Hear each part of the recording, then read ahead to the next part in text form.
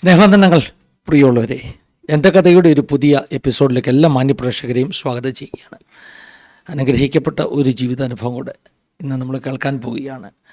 എല്ലാ പ്രാവശ്യവും വരുന്ന ടെസ്റ്റിമോണീസ് വളരെ വ്യത്യസ്തമാണ്, അനുഗ്രഹിക്കപ്പെട്ടതാണ്. പ്രത്യേകിച്ചും എനിക്ക് തോന്നുന്നു ഈ കഴിഞ്ഞ 2-3 ആഴ്ചകളിലായിട്ട് ആസാദിയിലൂടെ വരുന്ന ഓരോ ടെസ്റ്റിമോണീസും ഒന്നിന് മെച്ചമായിട്ടുള്ള അനുഗ്രഹിക്കപ്പെട്ട ജീവിതാനുഭവങ്ങളാണ്, ചലഞ്ചിങ് ജീവിതാനുഭവങ്ങളാണ്. ഒത്തിരി സന്തോഷമുണ്ട്. ഇന്നും നമ്മൾ അങ്ങനെ ഒരു ജീവിതാനുഭവം കേൾക്കാൻ പോകുന്നത്. നമ്മളോട് കൂടെ ഒരു അനുഗ്രഹിക്കപ്പെട്ട ദേവദാസൻ ജോയിൻ ചെയ്തിട്ടുണ്ട്. ശുശ്രൂഷയിലേക്ക് കിടക്കുന്നതിന് മുമ്പ് നമുക്ക് ഒന്നിച്ച് പ്രാർത്ഥിക്കാം. പരിശുദ്ധ പിതാവേ, അനുഗ്രഹിക്കപ്പെട്ട ഈ നല്ല സമയത്തിനായി ഞങ്ങളങ്ങ് സ്തുതിക്കുന്നു. നിൻ്റെ സന്നിധിയിലേക്ക് ഞങ്ങൾ അടുത്ത് വരുന്നു. ഞങ്ങളുടെ കുറവശങ്ങൾ ക്ഷമിക്കണം. ദൈവമഹത്വം ഞങ്ങളുടെ മേൽ വെളിപ്പെടണം. പ്രത്യേകമായി കർത്താവ്, ഇന്നും ഞങ്ങൾക്ക് ഒരു പുതിയ ജീവിതാനുഭവം കേൾക്കുവാൻ തൊക്കൊണ്ടു സാവകാശം ഒരുക്കുന്നതിനായി സ്തോത്രം. ഞങ്ങളുടെ നടുവിലേക്ക് അവിടുന്ന് കൂട്ടിക്കൊണ്ടുവന്നിരിക്കുന്ന അവിടുത്തെ ദാസനായി ഞങ്ങളങ്ങ് സ്തുതിക്കുന്നു. തൻ്റെ ജീവിതാനുഭവങ്ങൾ ഞങ്ങൾക്ക് വലിയ അനുഗ്രഹത്തിന് കാരണമായി തീരണം. ഞങ്ങളെ മുറ്റുമായി സമർപ്പിക്കുന്ന കർത്താവേ, പ്രത്യേകമായി ലോകത്തിൻ്റെ വിവിധ ഭാഗത്തുനിന്ന് ഈ വീഡിയോ കാണുന്ന ഓരോ ദൈവമക്കൾക്കും ഈ സെഷനിൽ അനുഗ്രഹത്തിന് കാരണമായി തീരണം. എല്ലാ മേഖലകളെയും യേശുവിൻ്റെ രക്തം കൊണ്ട്, വചനം കൊണ്ട് ഞങ്ങൾ മുദ്രയിട്ട് പ്രാർത്ഥിക്കുന്നു. ഞങ്ങളുടെ കുടവശങ്ങളെ ക്ഷമിച്ച് ദൈവമഹത്വം ഞങ്ങളുടെ ബലി വെളിപ്പെടുത്തിക്കാട്ടെ. ആരംഭിക്കുന്ന ഈ സമയം മുതൽ ഞങ്ങളുടെ ആശീർവാദ പ്രാർത്ഥന ഒരു പ്രത്യേക സാന്നിധ്യം ഉണ്ടാകണം. അനുഗ്രഹിച്ചട്ടപ്പ പ്രാർത്ഥന കേട്ട് വിടുവിച്ചിരിക്കൽ സ്തോത്രം. യേശു മൂലം താഴ്മയായി ചോദിക്കുന്നു, കേൾക്കുമാറാകണമേ. ആമേൻ, ആമേൻ, ആമേൻ, ആമേൻ.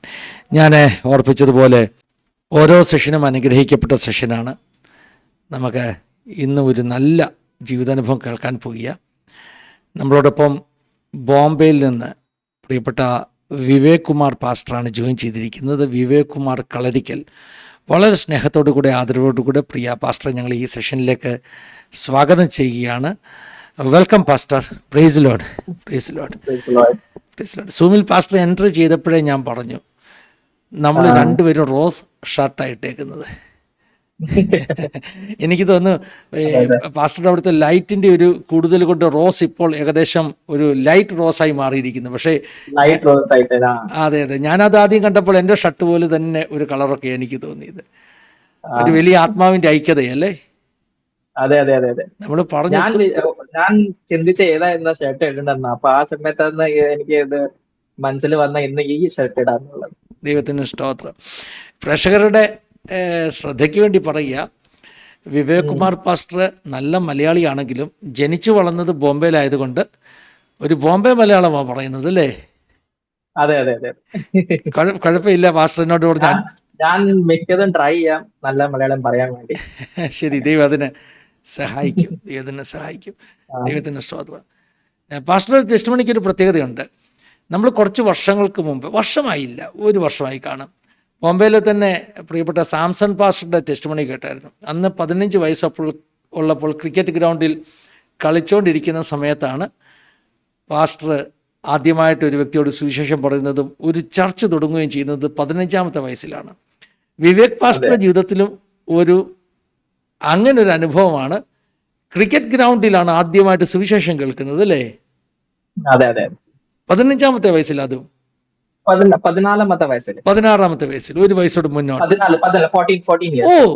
14ാമത്തെ വയസ്സ്, 9ൽ പഠിക്കുമ്പോൾ, 9ാം ക്ലാസ്സിൽ പഠിക്കുമ്പോൾ. ദൈവത്തിന് സ്തോത്രം.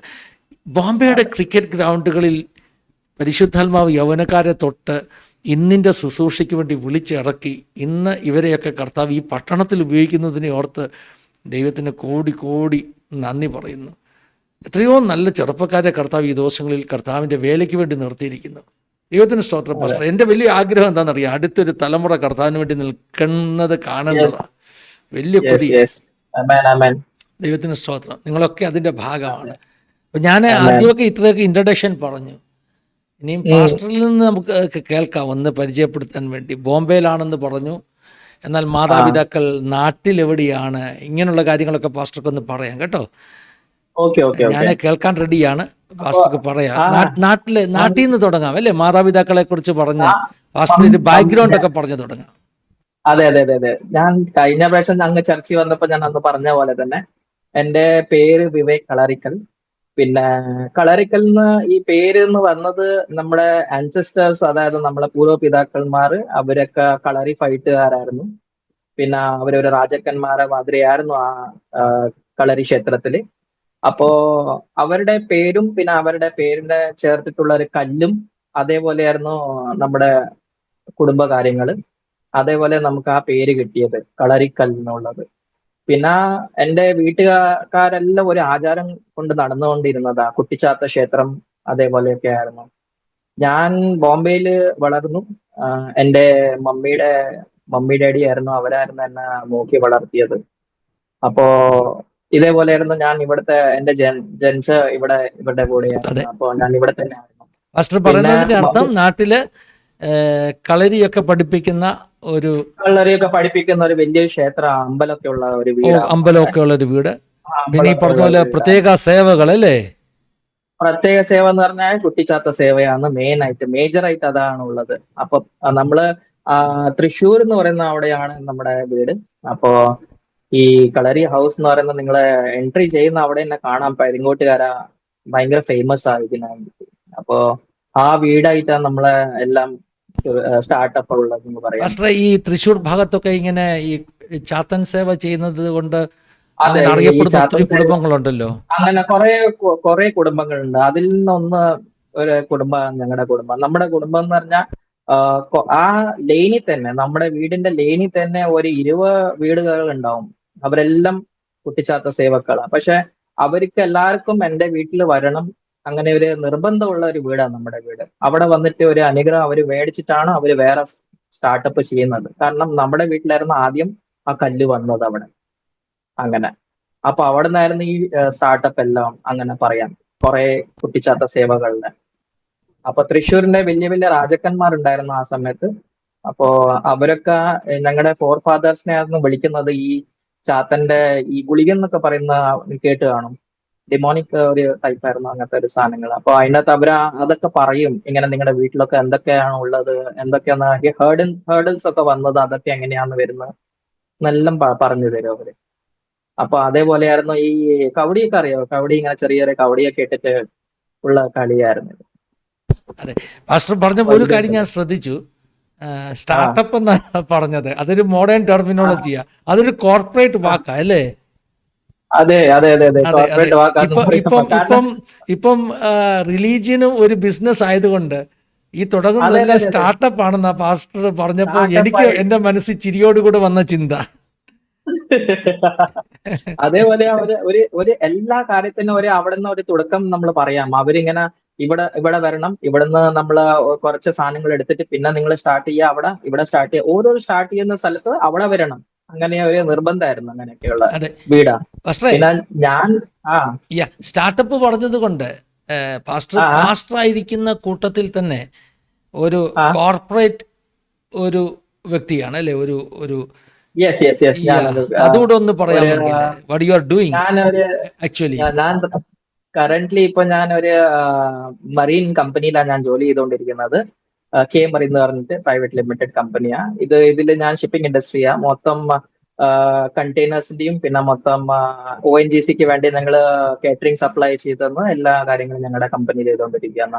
അപ്പൊ മോർ ഓഫ് ഞാൻ ചിലപ്പോൾ വെസൽസിലായിരിക്കും, കാർഗോ വെസൽസ് ആണ് മോർ ഓഫ് ഇത്.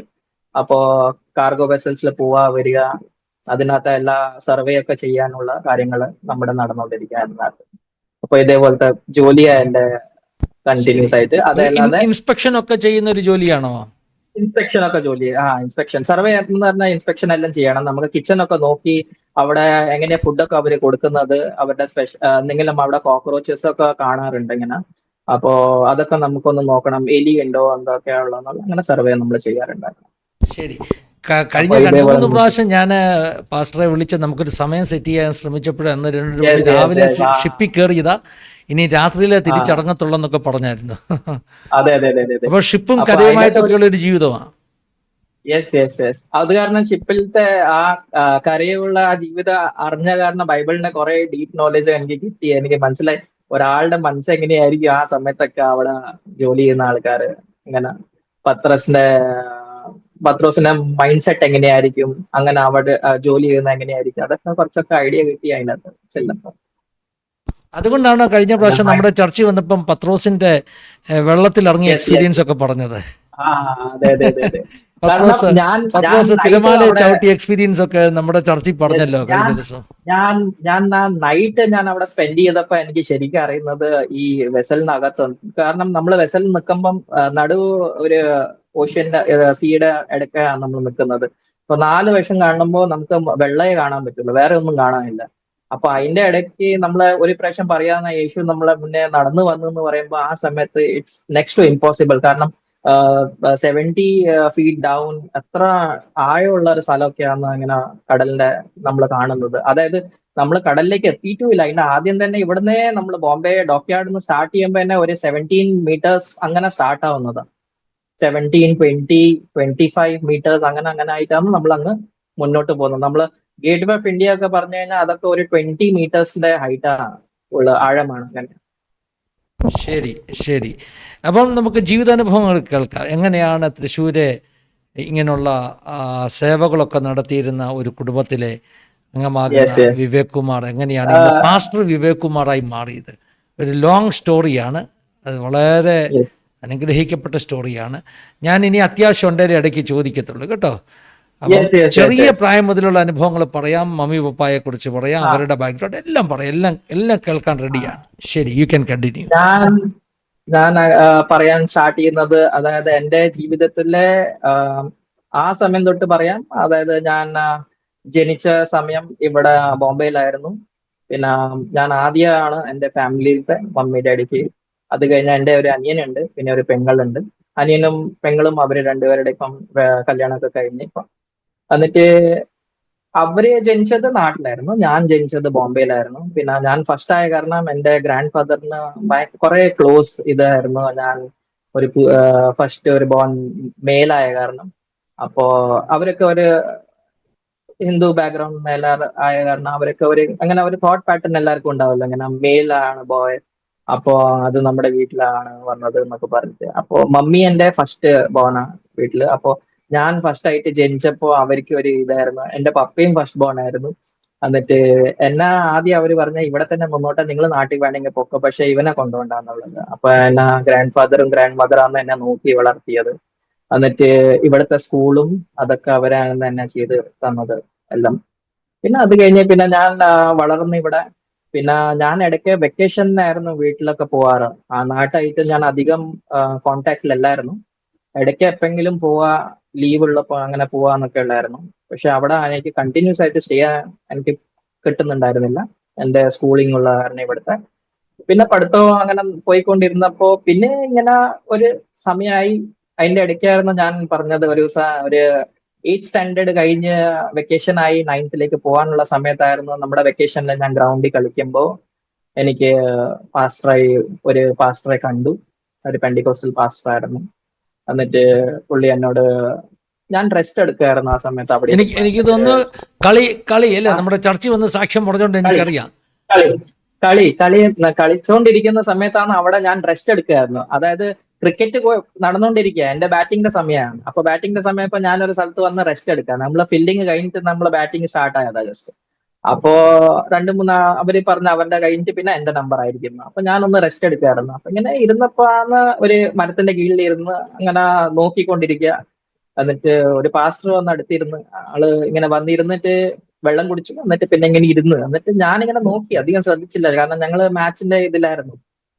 പുള്ളി എന്നോട് ചോദിച്ചു, ഇങ്ങനെ ഇവിടെ വല്ല മലയാളികൾ ആരെങ്കിലും ഈ ബിൽഡിങ്ങിൽ താമസിക്കുന്നുണ്ടോ എന്ന്. ആദ്യം അങ്ങനെയായിരുന്നു എന്നോട് ചോദിച്ചത്. ഞാൻ പറഞ്ഞ ബിൽഡിങ്ങിൽ മലയാളി എന്ന് പറഞ്ഞിട്ട് ഒരു ഫാമിലിയേ ഉള്ളൂ, പിന്നെ രണ്ടാമത്തത് നമ്മൾ ഒരു ഫാമിലി മലയാളി. അപ്പൊ നീ മലയാളിയാണോ എന്ന് പറഞ്ഞു. അപ്പൊ അവിടെ നിന്നാണ് സ്റ്റാർട്ടപ്പ് ആയത് എല്ലാം. എന്റെ ഒരു സംസാരണത്തിന്റെ, അതായത് എങ്ങനെയാ ഒരു ഇന്ററാക്ഷൻ എന്ന് പറയില്ല, അത് അവിടെ നിന്നായിരുന്നു സ്റ്റാർട്ട് ആയത്. അതായത് നീ മലയാളിയാണോ, ഓക്കെ, പിന്നെ എവിടെയാ നാട്, ഇതൊക്കെ ഞാൻ പറഞ്ഞു. എന്നിട്ട് ആ സമയത്ത് ജസ്റ്റ് ഒരു സ്മോൾ ഇൻഫർമേഷൻ. പിന്നെ എന്നോട് പറഞ്ഞു, മോന്റെ വീട്ടിൽ ഞാൻ വരാൻ പറ്റുമോ എന്ന് പറഞ്ഞു. അപ്പൊ ഞാൻ കുറച്ച് വിചാരിച്ചു ഇതാരാ ഇങ്ങനെ ചോദിക്കാൻ വേണ്ടി. അപ്പൊ ഞാൻ പറഞ്ഞ കുറച്ച് ഒരു ഫേസ്, എന്റെ എക്സ്പ്രഷൻ ഒരു വേറെ ആയിരുന്നു. ആള് പറഞ്ഞു ഞാൻ ഒരു ചർച്ചിലത്തെ പാസ്റ്റർ ആണെന്ന് പറഞ്ഞു. അപ്പൊ പാസ്റ്റർ എന്ന് പറഞ്ഞപ്പോ എനിക്ക് മനസ്സിലായില്ല. ഞാൻ ഫാദർ എന്ന് പറഞ്ഞപ്പോ ഞാൻ വെച്ച ഓക്കെ, എന്റെ ചർച്ചിൽ എന്റെ സ്കൂളിലും ഫാദർ ഉണ്ടല്ലോ, അപ്പൊ അതേപോലത്തെ ഒരു ഫാദർ. അപ്പൊ ഞാൻ പറഞ്ഞു നല്ല കാര്യം, ഫാദർ നമ്മളെ വീട്ടിൽ വന്ന് ബ്ലെസ്സിങ് ഒക്കെ ചെയ്യാൻ വേണ്ടി വരിക എന്ന് പറഞ്ഞപ്പോ അപ്പോ വന്ന് വരാൻ പറഞ്ഞ് വിളിച്ച് വീട്ടിൽ വന്നപ്പോ ഞാൻ ഡോറ് തുറന്നപ്പോ ഞാൻ ഗ്രാൻഡ് മദറോ ഗ്രാൻഡ് ഫാദറോട് പറഞ്ഞ് ഫാദർ വന്നിരിക്കുന്നു. ഓക്കെ വാ എന്നിരുന്നു. ഫാദർ വന്ന് പ്രാർത്ഥിച്ച് എന്നൊക്കെ പറഞ്ഞ് പ്രാർത്ഥിക്കാന്നൊക്കെ പറഞ്ഞ് പ്രാർത്ഥിച്ചു. നല്ല പ്രാർത്ഥനയൊക്കെ ചെയ്ത് പിന്നെ എന്നോട് പറഞ്ഞ് ഇങ്ങനെ VBS സ്കൂള് നടന്നുകൊണ്ടിരിക്കുന്നുണ്ട്. മോന് വരാൻ പറ്റുകയാണെങ്കിൽ ഈ ഒരു ചെറിയൊരു ബുക്ക്ലെറ്റ് പോലത്തെ തന്നായിരുന്നു. അതിന്റെ കാർട്ടൂൺസ് ഒക്കെ ഉണ്ടായിരുന്നു. നമുക്കൊക്കെ ആ സമയത്ത് കാർട്ടൂൺസ് പറഞ്ഞാൽ ഭയങ്കര ഇഷ്ടമുള്ള കാര്യമല്ലേ. അപ്പൊ ഞാൻ പറഞ്ഞു ഓക്കെ ഞാൻ നോക്കട്ടെ എന്നാണ്. അപ്പൊ പറഞ്ഞു കുറെ പിള്ളേരൊക്കെ വരുന്നുണ്ട്, നല്ല ഒരു ടൈം സ്പെൻഡ് ചെയ്യാന്നൊക്കെ പറഞ്ഞു. അപ്പോ പുള്ളി പറഞ്ഞപ്പോ ഞാൻ പറഞ്ഞു ഓക്കെ എന്ന് പറഞ്ഞു. ഗ്രാൻഡ് ഫാദർ ഗ്രാൻഡ് മദർ അത്ര അഗ്രീഡ് അല്ലായിരുന്നു. അവർക്ക് ഇഷ്ടപ്പെട്ടില്ല അധികം അങ്ങനെ പ്രയർ ഒക്കെ ഉള്ള കാരണം അങ്ങനെ.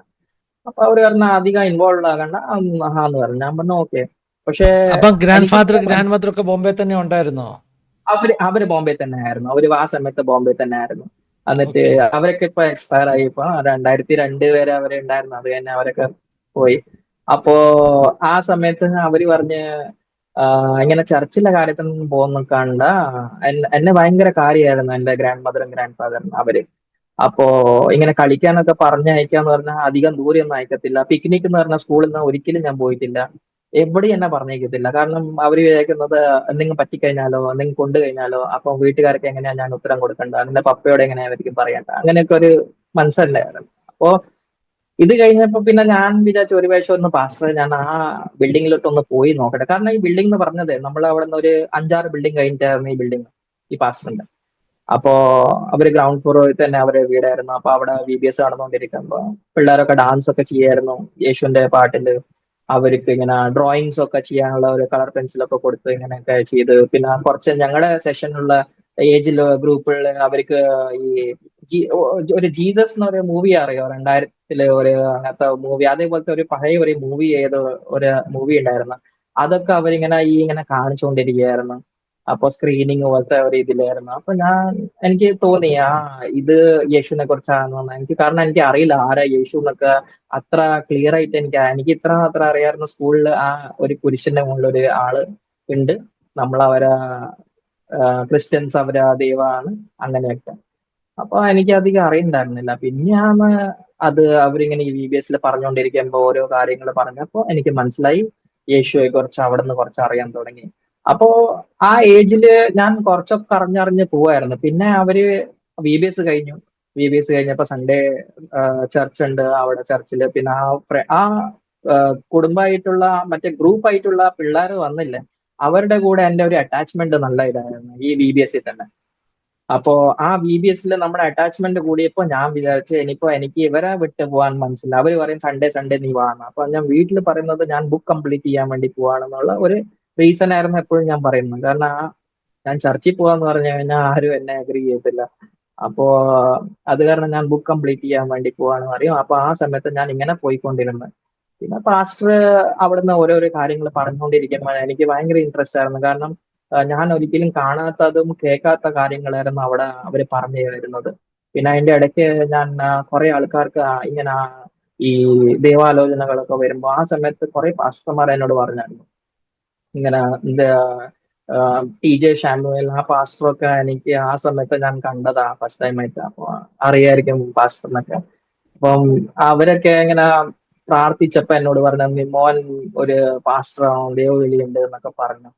അപ്പോ ഇങ്ങനെ കുറെ പാസ്റ്റർമാരായിട്ട് ഞാൻ ആ സമയത്ത് അവിടെ പെന്റിക്കോസ്റ്റൽ ചർച്ചിൽ വന്നുകൊണ്ടിരിക്കുമ്പോ അവിടെ ഇങ്ങനെ പറഞ്ഞു പോകുന്നുണ്ടായിരുന്നു. അപ്പൊ ഞാൻ വിചാരിക്കും ഇതൊക്കെ ഈ പറയുന്ന കാര്യങ്ങളായിരിക്കും എന്റെ ആ ഏജ്, സർട്ടൻ ഏജ്. പക്ഷെ ഞാൻ കുറെ അനുഭവങ്ങൾ കേട്ടു, അവിടെ സാക്ഷ്യങ്ങൾ കേട്ടു ഓരോരുത്തർ എന്റെ ഫ്രണ്ട്സിന്റെ കൂടെയുള്ള. അത് ഫ്രണ്ട്സ് എന്ന് പറയുന്നത് ഈ VBSൽ വരുന്ന ആ ഫ്രണ്ട്സ്, അവരൊക്കെ ഫ്രണ്ട്സ് ആയി, അവരുടെ മമ്മി ഡാഡിയൊക്കെ വരാൻ തുടങ്ങി ആ ചർച്ചിൽ.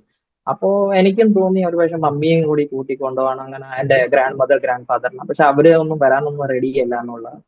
പിന്നെ കുറച്ച് കഴിഞ്ഞപ്പോ എന്റെ കണ്ടിന്യൂഷൻ ആയിരുന്നു അവിടെ ചർച്ചിൽ. പിന്നെ കുറച്ച് കഴിഞ്ഞപ്പോ എന്റെ ഗ്രാൻഡ് ഫാദർ എക്സ്പയർ ആയി. ഗ്രാൻഡ് ഫാദർ എക്സ്പയർ ആയപ്പോ പിന്നെ പപ്പ ഇങ്ങോട്ട് വന്നു എന്നെ കൊണ്ടുപോകാൻ വേണ്ടി. കാരണം ഗ്രാൻഡ് മദർക്ക് അത് ലോഡ് ആവണ്ടെന്ന് പറഞ്ഞിട്ട് എന്നെ ഇവിടെ നോക്കുന്നത്. അത് കാരണം അവര് പറഞ്ഞ് നാട്ടിൽ കൊണ്ടുവന്നു.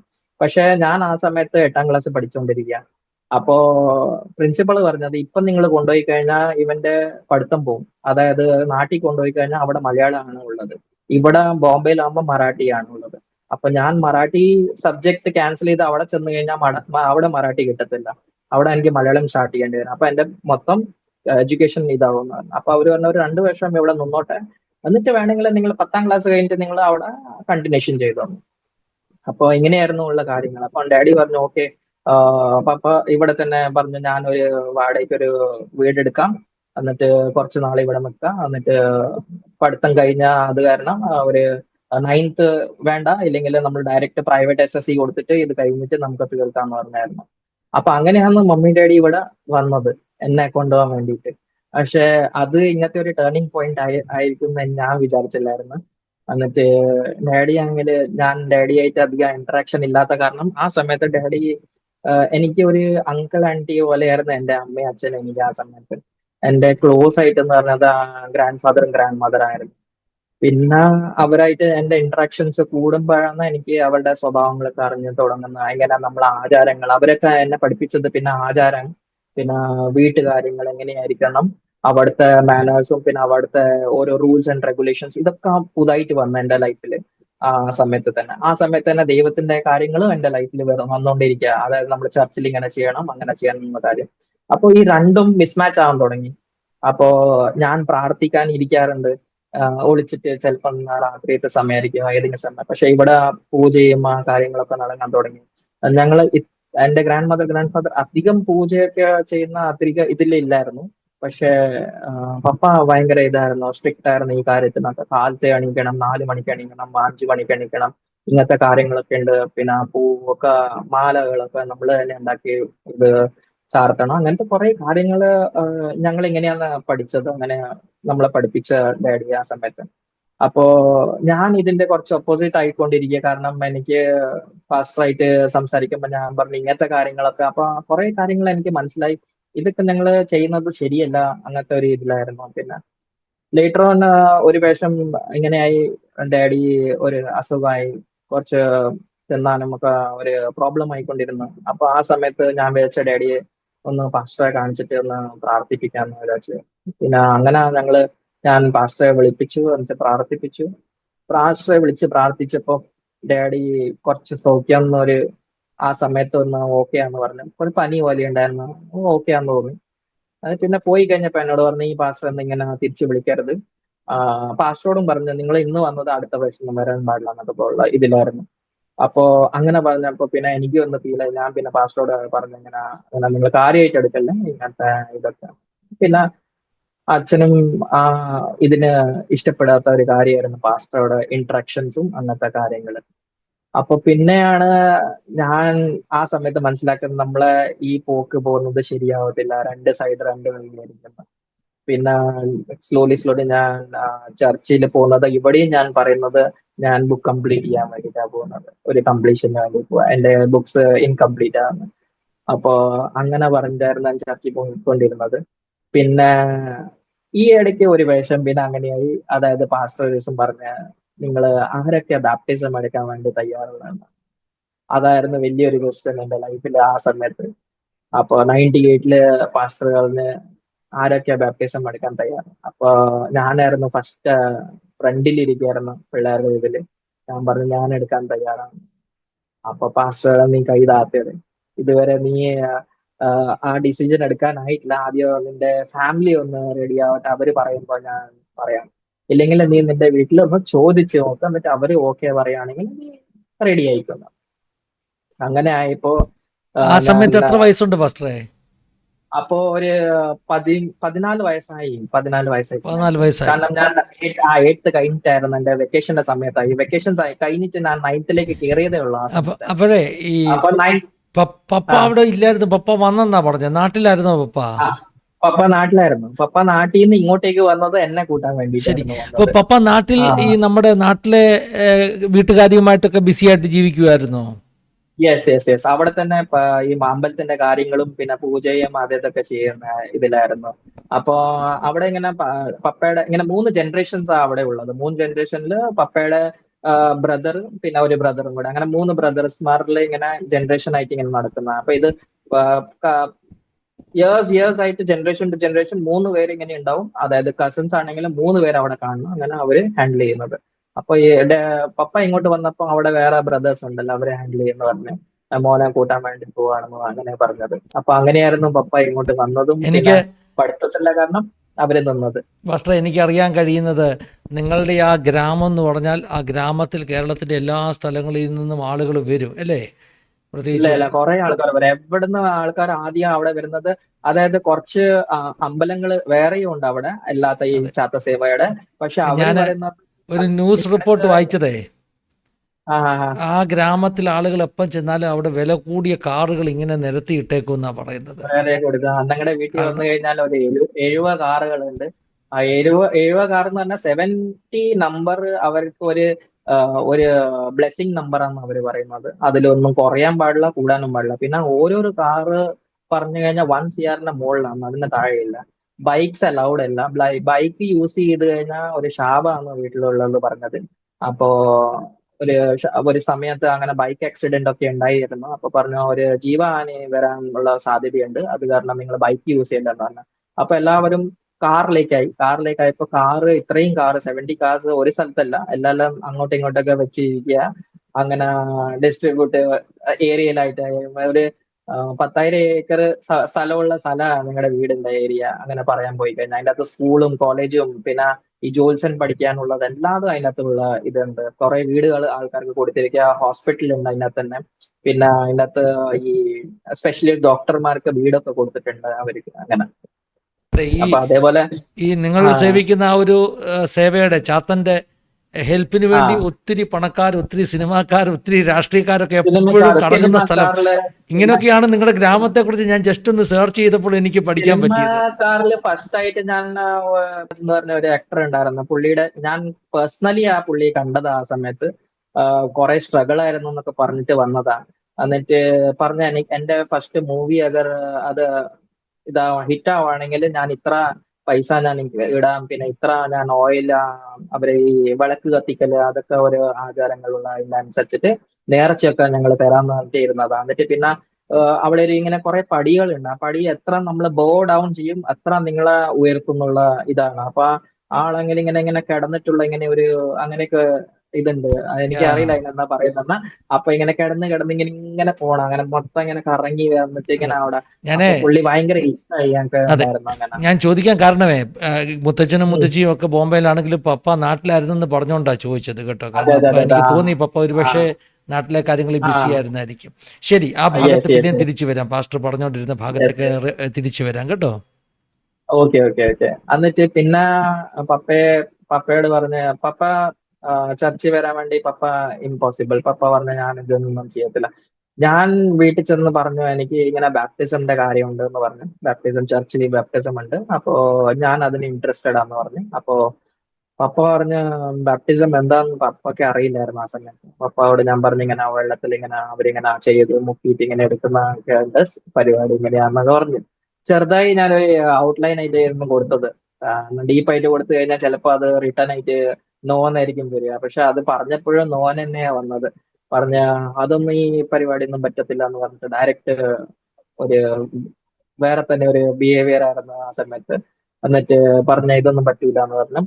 പിന്നെ ഞാൻ പറഞ്ഞ ഈ സൺഡേ ആണുള്ളത്, അപ്പൊ ഞാൻ അത് തന്നെ എന്റെ പേര് കൊടുത്തിട്ടുണ്ട്. ഞാൻ എനിക്ക് നിങ്ങളെ വക ഒന്ന് ഓക്കെ വേണമെന്ന് പറഞ്ഞു. അപ്പൊ പറഞ്ഞേ ഇല്ല അത് പറ്റില്ല എന്ന് പറഞ്ഞു. ഇല്ലെങ്കിൽ നീ ഒരു കാര്യം ചെയ്യ്, നിന്റെ തുണി എല്ലാം എടുത്തോണ്ട് നീ പോയിക്കോ, ഞാൻ നാട്ടിൽ ചെന്ന് പറയാം എന്റെ മോൻ മരിച്ചുപോയി എന്നുള്ള കാര്യം ഞാൻ പറഞ്ഞിട്ട് ഞാൻ അവിടെ ആക്സിഡന്റ് ആയിട്ട് മരിച്ചുപോയി എന്നുള്ളത്. ഞാൻ പക്ഷേ ഇതില് അഗ്രി ചെയ്യത്തില്ല എന്ന് പറഞ്ഞു. അവൻ അഗ്രി ചെയ്യാനുള്ള ഇത് ഇല്ല എന്ന് പറഞ്ഞു. അപ്പോ പിന്നെ ഞാൻ ഇങ്ങനെ വറീഡായി. ഞാൻ പറഞ്ഞ എങ്ങനെയാ ഇപ്പൊ ഇത് ഉണ്ടാകുക, എങ്ങനെയാ ഓക്കെ ചെയ്യുന്ന? പാസ്റ്റർ അങ്ങനെ ഓക്കെ ഇല്ല എന്ന് പറയുമ്പോ പിന്നെ ഓക്കെ ചെയ്യത്തില്ല, ഇവിടുന്ന് ഓക്കെ വേണം. എന്നിട്ട് ഞാൻ പ്രേ ചെയ്തുകൊണ്ടിരുന്നു. പിന്നെ മൺഡേ ഞാൻ പറഞ്ഞായിരുന്നു ഇത് ഇങ്ങനെ കാര്യം. പിന്നെ അത് കഴിഞ്ഞ് പിന്നെ നെക്സ്റ്റ് സൺഡേ ആ ഇത് പറയേണ്ടത്.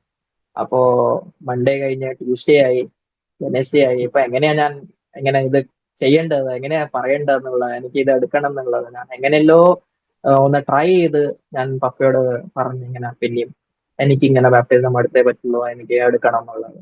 ഞാൻ യേശുവിൽ വിശ്വസിക്കുകയാണ്, ബാക്കി എനിക്ക് ഇതിലൊന്നും വിശ്വാസമില്ല എന്നുള്ളത്.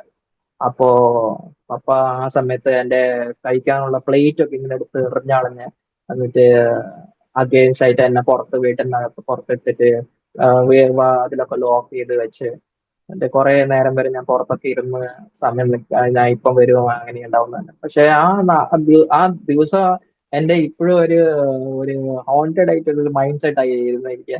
കാരണം എനിക്ക് ആ സമയത്ത് ആ വാതില് തുറക്കുന്നില്ല, ഞാൻ ഇങ്ങനെ പുറത്തിരിക്കുക രാത്രി എത്തി സമയത്ത് എന്താ പറ്റുക എന്നുള്ളത്. പിന്നെ വീട്ടിലെ ഒരു 12 മണിയൊക്കെ ആയപ്പോ എന്നെ വിളിച്ച് എന്നിട്ട് എന്നോട് പിന്നെയും ചോദിച്ചു നീ എന്താ ഡിസൈഡ് ചെയ്യുന്നത്. ഞാൻ ഒന്നും മിണ്ടിയില്ല. പിന്നെ ഫ്രൈഡേത്തെ ദിവസമായിരുന്നു ഏറ്റവും വലിയ ദിവസം. ഫ്രൈഡേത്തെ ദിവസം എന്നെ കുറെയൊക്കെ പറഞ്ഞു, കുറെ ഇതായി, വഴക്കുണ്ടായി വീട്ടില്.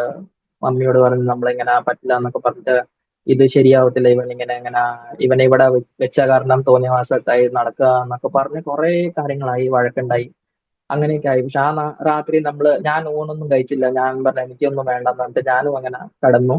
പക്ഷെ ഞാൻ ഡിസൈഡ് ചെയ്തതായിരുന്നു എനിക്ക് സൺഡേ ഏതായാലും എടുക്കണം എന്നുള്ളത്. എന്നിട്ട് പിന്നെ ഫ്രൈഡേത്തെ നൈറ്റ് ഉറങ്ങിയപ്പോ സാറ്റർഡേ മോർണിംഗ് ബ്രേക്ക്ഫാസ്റ്റിന്റെ സമയത്തായിരുന്നു. ബ്രേക്ക്ഫാസ്റ്റിന്റെ സമയത്ത് ഞങ്ങൾ ഇരുന്നപ്പോ പപ്പ എന്നോട് ചോദിച്ചു നീ എന്താ ഡിസൈഡ് ചെയ്തതെന്ന്. അപ്പൊ ഞാൻ വിചാരിച്ചു ഇനിയിപ്പോ എന്തെങ്കിലും പിന്നെ ഒരു പ്രശ്നം ഉണ്ടാവുന്നു. അപ്പൊ ഞാൻ ആദ്യം വിചാരിച്ച എന്റെ ബ്രേക്ക്ഫാസ്റ്റ് ഒന്ന് തീരട്ടെ, അത് കഴിഞ്ഞിട്ട് പിന്നെ എന്തെങ്കിലും പറയാന്നുള്ളതായിരുന്നു. അപ്പൊ ഞാൻ എങ്ങനെയല്ലോ പെട്ടെന്ന് ബ്രേക്ക്ഫാസ്റ്റ് കഴിച്ചെടുത്ത്. എന്നിട്ട് പിന്നെ എന്നോട് ചോദിച്ചാൽ നീ എന്താ ഡിസൈഡ് ചെയ്തതെന്ന് ഒന്നും പറഞ്ഞില്ല എന്നാണ്. ഞാൻ പറഞ്ഞു ഞാൻ സൺഡേ എടുക്കും എങ്ങനെ പറഞ്ഞു, എനിക്ക് ഇതെടുത്തേ പറ്റുള്ളൂ എന്ന് പറഞ്ഞു. അപ്പൊ പിന്നെ മമ്മിയെ വിളിച്ചിട്ട് പറഞ്ഞിരിക്കാൻ പറഞ്ഞു. എന്നിട്ട് പിന്നെ പറഞ്ഞു ഞാൻ ഒരു ഇന്നലെ രാത്രി ഞാൻ കിടന്നില്ല. രാത്രി മൊത്തം എനിക്ക് ഒരാള് വന്ന് എന്നെ എനിക്ക് തോന്നുന്നു പാസ്റ്ററേയും വിളിച്ചു വരുത്തി അല്ലേ? അത് പിന്നെയായിരുന്നു. അതാണ് പറഞ്ഞത് പാസ്റ്റർ ഈ കണ്ട കാര്യം കണ്ടപ്പോഴേ, ഈ ഇങ്ങനെ വെള്ള വസ്ത്രത്തിൽ കണ്ടു ഇങ്ങനെ. എന്നിട്ട് ആ ആള് പറഞ്ഞത് ആ, നിന്റെ പാസ്റ്റർ മോൻ ഒന്നുകൂടി ഒന്ന് പറയാമോ? ഞാൻ ഇടയ്ക്ക് ബ്രേക്ക് ചെയ്തുകൊണ്ട്. ആ- ആഹാ ആദ്യം മമ്മിയും പാസ്റ്ററും കൂടെ വിളിച്ചിരുത്തിയിട്ട് ആ പറയുകയാണ് രാത്രിയിൽ. ആ അല്ല രാത്രിയിലല്ല, കാലത്ത് സാറ്റർഡേ മോർണിംഗ്. ഓക്കെ. സാറ്റർഡേ മോർണിംഗിലാണ് ബ്രേക്ക്ഫാസ്റ്റിന്റെ സമയത്താണ് ഇത് പറയുന്നത്. ഞാൻ ഈ കാര്യങ്ങൾ കണ്ടു എന്നുള്ളത് പപ്പ. അതായത് ഒരു വെളുത്ത വസ്ത്രത്തിൽ വയസ്സായ താടിയൊക്കെ വെച്ചിട്ട് ഒരാൾ വന്നിട്ട് എന്റെ ബെഡിന്റെ മുന്നേ വന്ന് നിൽക്കുക. അയാൾ പറഞ്ഞ് നിന്റെ മോൻ എന്താ ചെയ്യുന്നതെന്ന് വെച്ചാൽ നീ അതന്നെ ചെയ്യണം എന്ന് പറഞ്ഞിട്ടുള്ള കാര്യങ്ങളായിരുന്നു. അപ്പോ ആൾക്ക് ഒരു ഭീതി വന്ന് ഹാർട്ടില്. എന്നിട്ട് അത് കാരണം പറഞ്ഞ് ഉറക്കം വന്നിട്ടേ ഇല്ല രാത്രി. അപ്പോ നിന്റെ മോൻ എന്താ ചെയ്യുന്നത് അത് നീയും ചെയ്യും, അതാണ് റൈറ്റ് ഉള്ള കാര്യം എന്ന് പറഞ്ഞു. അപ്പൊ അങ്ങനെ പറഞ്ഞപ്പോഴാണ് ഓർക്കം വന്നില്ല. അപ്പൊ എന്നോട് പറഞ്ഞ ഈ നീ എന്താ പറയുന്നത് ഇതിന്റെ കാര്യം. ഞാൻ പറഞ്ഞ അത് ദൈവം തന്നെയായിരുന്നു അങ്ങനെ ഉള്ള കാര്യങ്ങളെല്ലാം പറഞ്ഞു. അപ്പോ എനിക്ക് തോന്നുന്നത് ആ സമയം ഞാനും ഒരു അക്സെപ്റ്റൻസിലായിരുന്നു വന്നത് രാത്രിയത്തെ സമയം. അപ്പോഴാണ് എനിക്കൊരു റിലീഫ് കിട്ടിയത്. അപ്പൊ ഞാൻ വിചാരിക്കുന്നത് ഞാനും ഈ ബാപ്റ്റിസം എടുക്കണം എന്നുള്ള കാര്യമൊക്കെ. അപ്പൊ ഇങ്ങനെ പറഞ്ഞപ്പോ എനിക്കൊരു ഷോക്കിംഗ് ആയി. ഞാൻ വിചാരിച്ചു ഇത് ചിലപ്പോ ഒരു പാസ്റ്റർ എന്നോട് പറഞ്ഞ പാസ്റ്ററെ വിളിപ്പിക്കുന്നുണ്ട്, പാസ്റ്ററെ വിളിക്കാൻ എനിക്ക് സംസാരിക്കണം. അപ്പൊ ഞാൻ വെച്ച ചിലപ്പം പാസ്റ്ററെ അടിക്കാനാണോ എന്താണെന്നൊന്നും അറിയില്ല. കാരണം ഇങ്ങനെ പെട്ടെന്നൊരു ചേഞ്ചസ്, പിന്നെ ഇങ്ങനത്തെ ഒരു കാര്യങ്ങള് ഫാദറോട് ഇങ്ങനെ ദൈവം ഡയറക്റ്റ് ആയിട്ട് ഇങ്ങനെ ആയത് എനിക്ക് ഒരു ഷോക്കായിരുന്നു. പിന്നെ പറഞ്ഞ ഇല്ല, നീ വിളിക്ക്, എനിക്ക് സംസാരിക്കണം, എനിക്ക് ഏതായാലും ഞാനും വിചാരിക്കണം ഞാനും എടുക്കണം എന്നുള്ള. അപ്പൊ ഒരു ഇതായിരുന്നു, ആങ്സൈറ്റി പോലെയായിരുന്നു. എനിക്ക് ഇത് എടുത്തേ പറ്റുള്ളൂ എന്നുള്ള ഇങ്ങനത്തെ ഒരു ഇത്. എന്നിട്ട് ഞാൻ പാസ്റ്ററെ വിളിച്ചപ്പോ പാസ്റ്റർ ആണെങ്കില് ലീഡേഴ്സ് എല്ലാരെയും എടുത്തുകൊണ്ട് വന്നു, എല്ലാരെയും കൊണ്ട് കൂട്ടി വന്ന് എന്നിട്ട് വാതിൽ വന്ന് നോക്കി. ഇതൊക്കെ അതിന്റെ പപ്പ ആ സമയത്ത് പ്രാർത്ഥിക്കുകയാണ് യേശു അറിയാൻ വേണ്ടിയിട്ടുള്ള ഇതില്. ഞാൻ പാസ്റ്ററെ പറഞ്ഞു ഇങ്ങനെ ഉള്ള കാര്യങ്ങളെല്ലാം പപ്പ കരഞ്ഞു. പപ്പ മൊത്തം ടീയേഴ്സിലായിരുന്നു. എന്നിട്ട് ഞങ്ങൾക്ക് ആ സമയത്ത് ഒരു ഷോക്കിംഗ് ആയിരുന്നു. ഞാൻ ഇതുവരെ കണ്ടിട്ടില്ലാത്ത ഒരു പപ്പ ഇങ്ങനെ ഇതുപോലെ. കാരണം ആള് ഭയങ്കര ബോൾഡും സ്ട്രോങ് ഒരു പേഴ്സണാലിറ്റി ആയിരുന്നു. അപ്പൊ ഇങ്ങനെ കുട്ടികളെ പോലെ ഒരു കരച്ചിലും പിന്നെ ഇങ്ങനത്തെ കാര്യങ്ങളും ഞങ്ങളൊന്നും കണ്ടിട്ടില്ല. അപ്പൊ മമ്മിയും ഷോക്കായിരുന്നു ആ സമയത്ത്. പിന്നെ അത് കഴിഞ്ഞ് പപ്പ വിളിച്ചു. എന്നിട്ട് പറഞ്ഞു ഞാനും ബാപ്റ്റിസം എടുക്കാൻ തയ്യാറാണ്, ഞാനും യേശുവിൽ വിശ്വസിക്കുന്നുണ്ട്, എനിക്ക് ഇന്ന് അറിയുന്നത് അത്. അപ്പൊ എനിക്ക് എടുക്കണം. അപ്പൊ പാസ്റ്റർ പറഞ്ഞു ഞാൻ പെട്ടെന്ന് ഇങ്ങനെ ബാപ്റ്റിസം എടുക്കാൻ അലൗ ചെയ്യത്തില്ല, കാരണം നിങ്ങൾക്ക് യേശുവെ കുറിച്ച് അറിയണം, ആ വചനം അറിയാണ്ട് ഞാൻ അങ്ങനെ തരാൻ പറ്റില്ല. അത് കാരണം അങ്ങനെ ഓക്കെ. അപ്പൊ ഒരു 3 മാസമെങ്കിലും നിങ്ങൾ പ്രയറിന് വാ, എന്നിട്ട് നിങ്ങൾ അറിയണം, അത് കഴിഞ്ഞ് വചനമൊക്കെ അറിഞ്ഞു കഴിഞ്ഞ് പിന്നെ ഞാൻ ബാപ്റ്റിസം തരാം. അപ്പോ നിങ്ങൾ പിന്നെ ഫാമിലി ആയിട്ട് നിങ്ങൾ എടുക്കാൻ പറഞ്ഞു. അപ്പൊ എന്നോട് പറഞ്ഞു നീ ഓൾറെഡി ഞാൻ നെക്സ്റ്റ് സൺഡേ ഞാൻ അത് വേറെ ആൾക്കാർ ഇപ്പോൾ ഉള്ളത് അവരെ ഞാൻ ബാപ്റ്റിസം കൊടുത്ത് 3 മാസം കഴിഞ്ഞാൽ പിന്നെ നിങ്ങളെ ബാപ്റ്റിസം എടുക്കാം. അപ്പോ പിന്നെ ഡാഡി റെഗുലർ ആയി. റെഗുലർ ആയപ്പോ ആ സമയത്ത് കുറച്ച് ഇൻസിഡൻസ് ഉണ്ടായിരുന്നു. അത് ഞാൻ അന്ന് പറയാൻ കിട്ടിയിട്ടുണ്ടായിരുന്നില്ല. അതായത് കുറച്ച് ഹിന്ദു ഈ മലയാളി ഫാമിലീസ് ഉണ്ടായിരുന്നു. അവര് മെനൻ ഫാമിലീസ്, പിന്നെ നായർ ഫാമിലീസ് ഒക്കെ അവർ ആ പ്രാർത്ഥനയിൽ വന്നുകൊണ്ടിരിക്കുന്നു. അപ്പൊ ഡാഡിക്ക് ഒരു പപ്പ കണ്ടപ്പോ ഒരു ഇതായിരുന്നു, ആ ഇവരൊക്കെ ഈ ആൾക്കാരൊക്കെ വരുന്നുണ്ടോ എന്നുള്ളത്, ഇവരൊക്കെ പ്രാർത്ഥനയിൽ വരുന്നുണ്ടോ. പിന്നെ അതില് ഒരു ഫാമിലിയുടെ ഇതിലായിരുന്നു, ഒരു മെനൻ ഫാമിലിയുടെ ഒരു സ്ത്രീയായിരുന്നു. ആ ആന്റിയുടെ അകത്തുനിന്ന് ഒരു ഇങ്ങനെ ഡിമോണിക് ഒരു ഇത് അറ്റാക്ക് മാനിഫെസ്റ്റ് ആയത്. അപ്പൊ അത് എന്റെ പപ്പ കാണുക അപ്പൊ ആ സമയത്ത്. അപ്പോ പപ്പ കുറച്ച് സ്കേഡായി അത് കണ്ടിട്ട്, കുറച്ച് പേടിച്ചിട്ട് കുറച്ച് മാറിയിരുന്നു. അപ്പൊ ആ സ്ത്രീ ഇങ്ങനെ ഓരോന്നൊക്കെ ചെയ്യാൻ തുടങ്ങി. അപ്പൊ പാസ്റ്റർ പ്രാർത്ഥിക്കുക, യേശുവിന്റെ നാമത്തിൽ പ്രാർത്ഥിച്ചുകൊണ്ടിരിക്കുക. ആ സമയത്ത് ആ സ്ത്രീ ചോദിച്ചത് നിന്റെ പേരെന്നാണ്. അപ്പൊ അവള് പറഞ്ഞാന്ന് പറഞ്ഞു. അപ്പൊ ആ ദൈവത്തൊക്കെയാണ് എന്റെ പപ്പ സേവിച്ചുകൊണ്ടിരിക്കുന്നത്. അപ്പോ അവള് അങ്ങനെ പറഞ്ഞ, യേശുവിന്റെ നാമത്തിൽ ഇറങ്ങാൻ പറഞ്ഞപ്പോ ആ സമയത്ത് അവര് പറഞ്ഞത്, ഞാൻ ഇറങ്ങാ എന്നാ യേശുവിന്റെ നാമത്തിലൊന്നും ചെയ്യല്ലേ. അപ്പൊ ആ സമയത്ത് എന്റെ പപ്പ കാണുന്നത് ഇതാണ്, അതായത് ഈ ഇവരൊക്കെ പേടിക്കുന്ന എങ്ങനെയാ യേശുവിന്റെ നാമത്തിൽ, അങ്ങനെയാണ് വിശ്വാസം കൂടി കൂടി കൂടി കൂടി ഇതാഞ്ഞത്. അപ്പൊ അങ്ങനെയാണ് യേശുവിടെ കാര്യം എങ്ങനെ അറിയാൻ തുടങ്ങിയത്. പിന്നെ ഈ 3 മാസത്തില് പപ്പയുടെ ബിഹേവിയറിൽ ചേഞ്ചസ് ആയി. സ്മോക്കിംഗ് ആയിരുന്നു, കണ്ടിന്യൂസ് സ്മോക്കിംഗ് ആയിരുന്നു. വിതൗട്ട് ഫിൽട്ടർ ഉള്ളതായിരുന്നു സ്മോക്കിംഗ് എടുത്തോണ്ടിരുന്നത്. ആ സിഗരറ്റ് ഒക്കെ വെച്ചുകൊണ്ടിരിക്കുമ്പോ അതിൽ നിന്ന് പുറത്തു വന്ന്, പിന്നെ കള്ള് കൂടി അതിൽ നിന്ന് പുറത്തു വന്ന്, അങ്ങനെ ഓരോരോ കാര്യത്തിൽ നിന്ന് അങ്ങനെ പുറത്തു വന്നപ്പോ എന്റെ പപ്പ, ഞങ്ങൾ അതിനായിട്ട് പ്രാർത്ഥിച്ചുകൊണ്ടിരുന്ന പപ്പ അതിൽ നിന്ന് പുറത്തു വന്നു. ഈ 3 മാസത്തിൽ ഒരു വലിയ ചേഞ്ചസ് ഉണ്ടായിരുന്നു. അങ്ങനെയാണ് പപ്പ, പിന്നെ ഞാൻ, പിന്നെ മമ്മി, ഞങ്ങൾ 3 പേരും പവയിലേക്കില് 12 ഏപ്രിൽ 1998 ഞങ്ങള് ബാപ്റ്റിസം എടുത്തത്. എന്നിട്ട് അന്ന് ഞങ്ങള് തുടങ്ങിയതാ ഞങ്ങളുടെ ലൈഫ് സ്റ്റൈല് യേശുവിലേക്ക് അങ്ങനെ നമ്മള് ഇറങ്ങി ഇതായി. പിന്നെ 2002-ല് ടൂല് എന്റെ പപ്പ എക്സ്പയർ ആയി. ഒരു പെട്ടെന്ന് ഇങ്ങനെ കിടന്നുകൊണ്ടിരുന്നതാ, കിടത്തത്തിൽ തന്നെ ഹാർട്ട് അറ്റാക്ക് ആയി, പിന്നെ മരിച്ചു.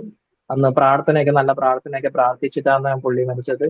അപ്പോ ദൈവത്തോട് ചേർന്ന് ഞാൻ വിശ്വസിക്കുന്നു. എന്നിട്ട് പക്ഷെ ആ ഡേ ഇന്നും എനിക്ക് ഓർമ്മയുണ്ട്. എന്റെ കുടുംബത്തിലെ ഞാൻ ഫസ്റ്റ് ആയിരുന്നു. അപ്പോ അന്ന് എനിക്കൊരു ഡിസിഷൻ മേക്കിംഗ് ഉണ്ടായിരുന്നു, പിന്നെയും ഒരു ഡിസിഷൻ മേക്കിംഗ്. എന്റെ റിലേറ്റീവ് എല്ലാവരും എന്റെ കൈവിട്ടായിരുന്നു ആദ്യം ഞങ്ങൾ ബാപ്റ്റിസം എടുത്തപ്പോ തന്നെ. അതായത് ഒരാളും, അതായത് മമ്മിയുടെ സൈഡിലും ഇല്ല, പപ്പയുടെ സൈഡിലും, എല്ലാവരും നമ്മളെ കൈവിട്ട ഒരു അവസ്ഥയായിരുന്നു ഞങ്ങളുടെ വീട്ടില്. അപ്പോ ഞങ്ങള് ഒരു സെപ്പറേറ്റ് ആയിട്ട് ഞങ്ങൾ ജീവിച്ചുകൊണ്ടിരിക്കുന്ന സമയമായിരുന്നു അത്. അപ്പോ പപ്പ പോയപ്പോ പിന്നെ എല്ലാരും ഞാൻ ഇൻഫോം എങ്ങനെയൊക്കെ ചെയ്തത് എന്റെ ചർച്ചിലത്തെ ആൾക്കാർ. അപ്പോ വീട്ടില് മമ്മിയുടെ റിലേറ്റീവ് ആയിരുന്നു അധികം, കാരണം ഇവിടെ മമ്മിയുടെ റിലേറ്റീവ് ആണ് ബോംബെയിൽ അധികം, പപ്പയുടെ റിലേറ്റീവ് എല്ലാം നാട്ടിലാണ്. അപ്പോ ഇവിടെ എല്ലാവരും കുറെ ആൾക്കാർ ഇങ്ങനെ ഉണ്ടായിരുന്നു. ചർച്ചിലത്തെ ഒരു 20 ആൾക്കാർ അവര് ഉണ്ടായിരുന്നു. പെന്റിക്കോസ്റ്റിലാണ് നമ്മൾ പോയിക്കൊണ്ടിരുന്ന ചർച്ചിൽ അവരെ ഒരു 20 ഫാമിലി ഉണ്ടായിരുന്നു, അവര് വന്നിരിക്കുന്നുണ്ട്. അപ്പോ ഞാൻ അന്ന് പ്രാർത്ഥനയിൽ വസൈ പോയതായിരുന്നു, ഒരു ഫാസ്റ്റിംഗ് പ്രയറിന്. അതിന്റെ പപ്പ ഒരു പപ്പയ്ക്ക് ന്യൂമോണിയ ആണെന്നാ പറഞ്ഞത് ഡോക്ടർ. അപ്പോ ഞങ്ങളധികം മരുന്നൊന്നും എടുക്കുന്നുണ്ടായിരുന്നില്ല. പക്ഷെ പപ്പ പ്രാർത്ഥനയിലാണ്. പപ്പ പറഞ്ഞ എനിക്ക് ഓക്കെ ആണ്, നീ പ്രാർത്ഥിച്ചാൽ മതി, അപ്പൊ നല്ല ദിവസം ഓക്കെ ആവും എന്നൊക്കെ പറഞ്ഞിരുന്നതായിരുന്നു. അപ്പൊ അവിടുന്ന് എനിക്ക് ന്യൂസ്, ഇവര് ഇവിടെ വന്നിട്ട് എന്നെ അവിടെ നിന്ന് ഇവിടെ അറിയിക്കേണ്ട കൊണ്ടുവന്ന പറഞ്ഞ്, പപ്പ കുറച്ച് സീരിയസ് ആണെന്ന് പറഞ്ഞിട്ടാ ഇവിടെ വന്നത്. ഇവിടെ വന്നപ്പം പറഞ്ഞത് കിടത്തത്തിൽ തന്നെ പപ്പ പ്രാർത്ഥിച്ച് പിന്നെ കിടന്നതാ, പിന്നെ അത് കഴിഞ്ഞ് എണീറ്റിട്ടാന്നുള്ളത്. എന്നിട്ട് വീട്ടുകാരെല്ലാരും വന്നിട്ടുണ്ട് ഇവിടെ. എന്നിട്ട് ഇവരെല്ലാം ആ പോട്ടൊക്കെ ഉണ്ടാവുന്നില്ലേ നമ്മുടെ ഈ ആ, മരിച്ചു കഴിഞ്ഞ ഹിന്ദുക്കളില് പോട്ട്സ് അതൊക്കെ കൊണ്ടുവന്ന, പിന്നെ ഇങ്ങനെ ഒരു മാറ്റ് പോലത്തെ സാധനങ്ങളൊക്കെ കൊണ്ടുവന്ന്, പിന്നെ ഇങ്ങനെ കുറെ പൂവൊക്കെ കൊണ്ടുവന്ന് ഇങ്ങനെ റെഡി ചെയ്തോണ്ടിരിക്കുക. അപ്പോ എന്നോട് പറഞ്ഞു, ഒരാള് വന്ന് പറഞ്ഞു, ആ, മോന് ഇങ്ങനെ മുണ്ടൊക്കെ കൊടുത്തോണ്ട് ഇങ്ങനെയൊക്കെ ചെയ്യണം എന്നൊക്കെ. ഞാൻ പറഞ്ഞ് ആ സമയത്ത് എനിക്ക് ആ സമയത്താണ് ഒരു വചനം എന്റെ മൈൻഡിൽ വന്നത്. അതായത് ഫസ്റ്റ് തെസ്സലോനിയൻസ് 4:16, അതായത് മരിച്ചവര് ആദ്യം എണീക്കും എന്നുള്ള കാര്യം. അപ്പോ ആ സമയത്ത് എനിക്ക് ക്ലിയർ ആയിരുന്നു, അതായത് നമ്മൾ ഇങ്ങനെ ചെയ്യുന്ന ഈ കാര്യങ്ങൾ ശരിയല്ല, അതായത് നമ്മൾ യേശുവിൽ തന്നെ ചെയ്യുന്നത് ശരിയാണെന്ന്. അപ്പോ ഞാൻ പറഞ്ഞ, എനിക്ക് ഈ ഹിന്ദുവിടെ ഈ കാര്യത്തിൽ എനിക്ക് ഇൻട്രസ്റ്റ് അല്ല, എന്റെ പപ്പയുടെ കാര്യം ഞാൻ ചെയ്യുന്നത് അത് ചർച്ചിന്റെ വകയായിരിക്കും, അതേപോലെ തന്നെ എനിക്ക് ചെയ്യേണ്ടത്, ക്രിസ്ത്യാനി ഇതിൽ തന്നെ ചെയ്യേണ്ടത്. അപ്പോ ആ സമയത്ത് ഒരു സെക്കൻഡിൽ പറയാം, നമ്മുടെ വീട്ടിലുള്ള ആൾക്കാർ എത്രയുണ്ടായിരുന്നു അവരെല്ലാം വാനിഷ് ആയിപ്പോയി, എല്ലാവരും പോയി വീട്ടിലേക്ക്. അപ്പൊ ആ സമയത്തുള്ള ആ 20 ആൾക്കാർ മാത്രമേ ഉണ്ടായിരുന്നുള്ളൂ എന്റെ പപ്പയുടെ ഫിനറലിൽ. ബാക്കി ഒരാളും കണ്ടില്ല. നമ്മളെ മമ്മിയുടെ സൈഡിൽ എത്രയും ഹിന്ദുക്കൾ ഉണ്ടായിരുന്നു, അവരെല്ലാവരും കൈവിട്ട് പോയി. മമ്മി ഒറ്റയ്ക്കായി പോയി, പിന്നെ ആരും ഉണ്ടായിരുന്നില്ല. ആ സമയത്ത് നമ്മളെ കൺസോൾ ചെയ്യാൻ പോലും ചർച്ചുകാർ മാത്രമേ ഉണ്ടായിരുന്നുള്ളൂ. അവര് വന്നിട്ട് എല്ലാം ചെയ്തത്. അപ്പോഴാണ് ഒരു സിറ്റുവേഷൻ നമ്മുടെ വീട്ടിൽ വന്നത്. അങ്ങനെ കഴിഞ്ഞപ്പോഴാണ് ഞങ്ങള് പിന്നെ അത് കഴിഞ്ഞിട്ടാണ് നമ്മള് ശരിക്കും ഒരു ലൈഫ് കാണുന്നത്. അതായത് നമ്മള് നല്ലൊരു വീട്ടിൽ താമസിച്ചുകൊണ്ടിരുന്നത്. ആ സമയത്ത് നമ്മുടെ വീട്ടിൽ ഫ്രിഡ്ജ് ഉണ്ട്, ടി വി ഉണ്ട്, എല്ലാ കാര്യങ്ങളും ഉണ്ട്. നമ്മൾ ഓരോന്ന് കാര്യങ്ങൾ നമ്മൾ വിറ്റുകൊണ്ടായിരുന്നു നമ്മളെ ജീവിതം നടന്നുകൊണ്ടിരുന്നത്. കാരണം ഡാഡി ആയിരുന്നു, പപ്പ ഈ ജോലിയിൽ പോയിക്കൊണ്ടിരുന്നു. മമ്മിക്ക് ഹിന്ദി ക്ലിയർ അല്ലായിരുന്നു, അപ്പൊ മമ്മിക്ക് ജോലിയില്ല, ഹൗസ് വൈഫ് ആയിരുന്നു. ഞാനും പഠിച്ചുകൊണ്ടിരിക്കുക 10ാം ക്ലാസ്സിന്റെ ഇതില്. അപ്പോ കഴിഞ്ഞിട്ട് ഞാൻ ജസ്റ്റ് ഇരിക്കുക, ഞാൻ എങ്ങനെയാണ് ഫർദർ സ്റ്റഡീസിന് വേണ്ടി നോക്കേണ്ടതെന്നുള്ളതിൽ. അപ്പോ എന്റെ അനിയനുണ്ട്, പെങ്ങളുണ്ട്, അവർ രണ്ടുപേരും സ്കൂളിൽ പോകുന്ന. അപ്പോ അവര് ഇവിടെ തന്നെ സ്കൂളിൽ ചേർത്തത്. ബാപ്റ്റിസം കഴിഞ്ഞപ്പോ പിന്നെ ഡിസൈഡ് ചെയ്ത് ഇവിടെ തന്നെ നമുക്ക് കണ്ടിന്യൂ ചെയ്യാണ്ടെന്നുള്ളത്.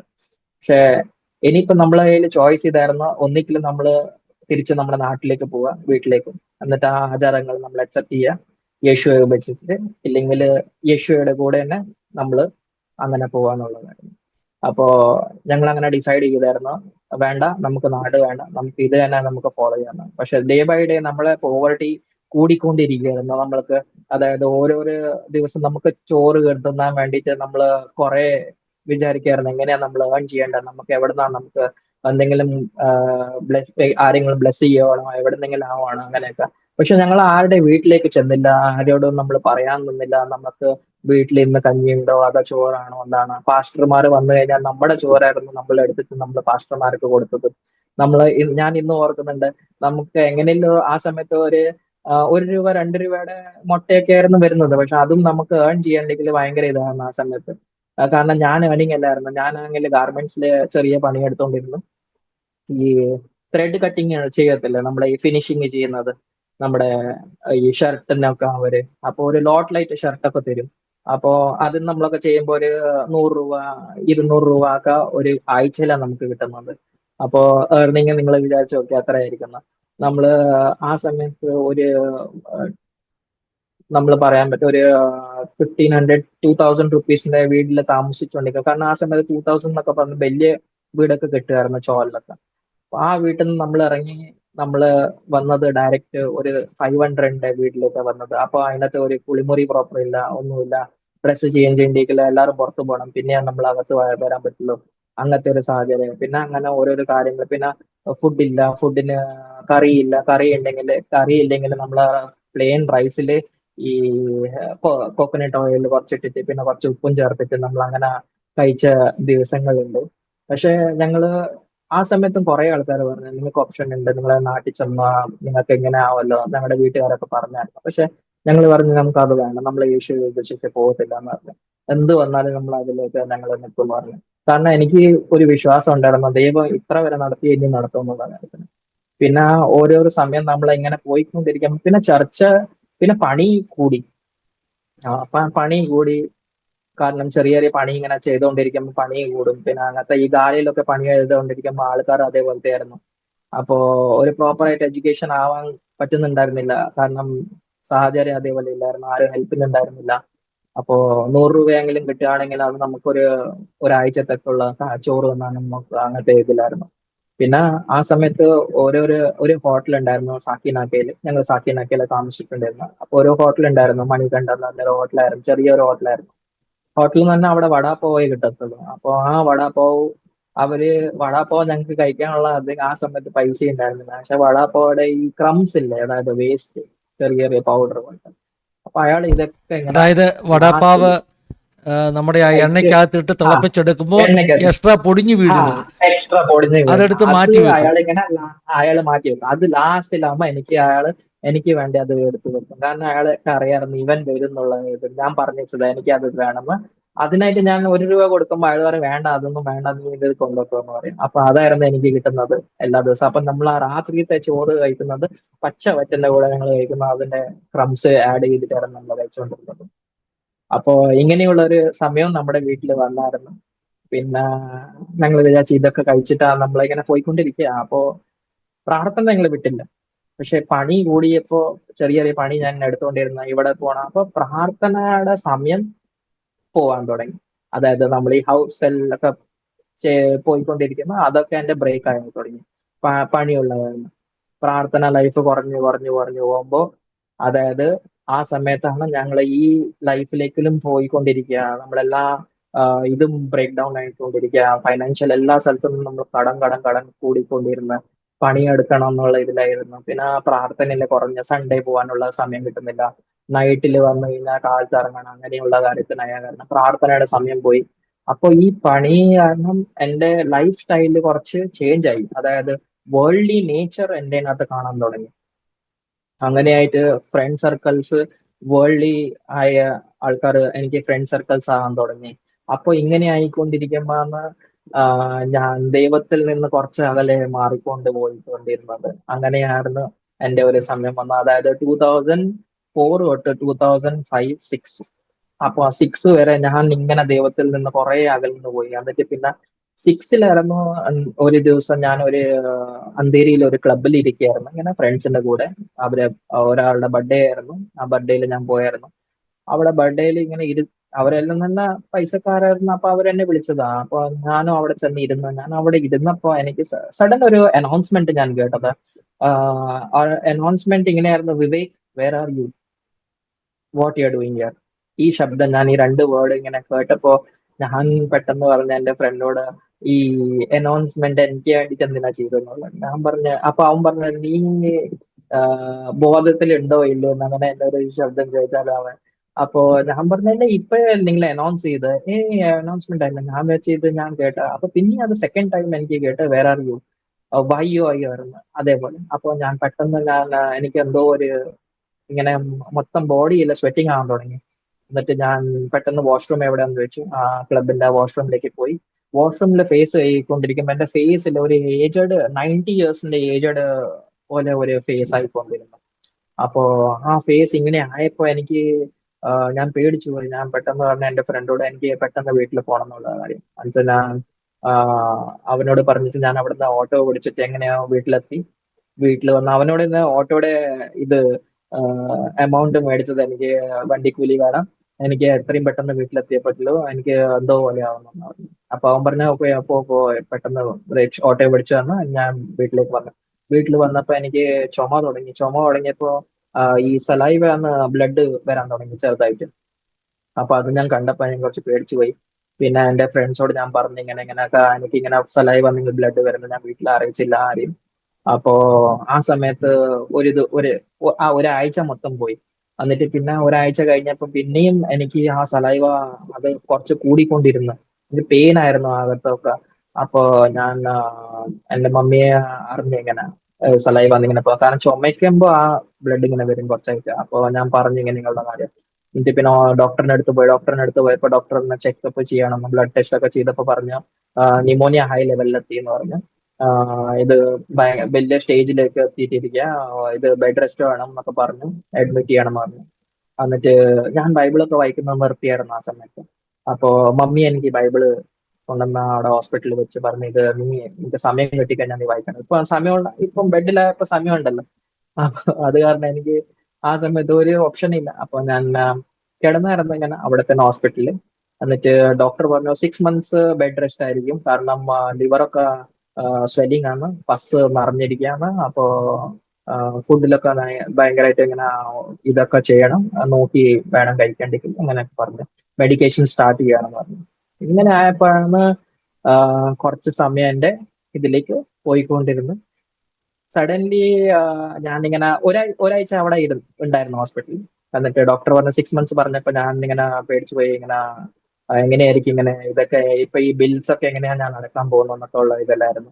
ആ സമയത്ത് ഞാൻ ആ ബൈബിൾ എടുത്തു. എന്നിട്ട് ബൈബിൾ എടുത്ത് കുറച്ച് പ്രാർത്ഥിച്ചു, വായിച്ചു, എന്നിട്ട് വെച്ചു.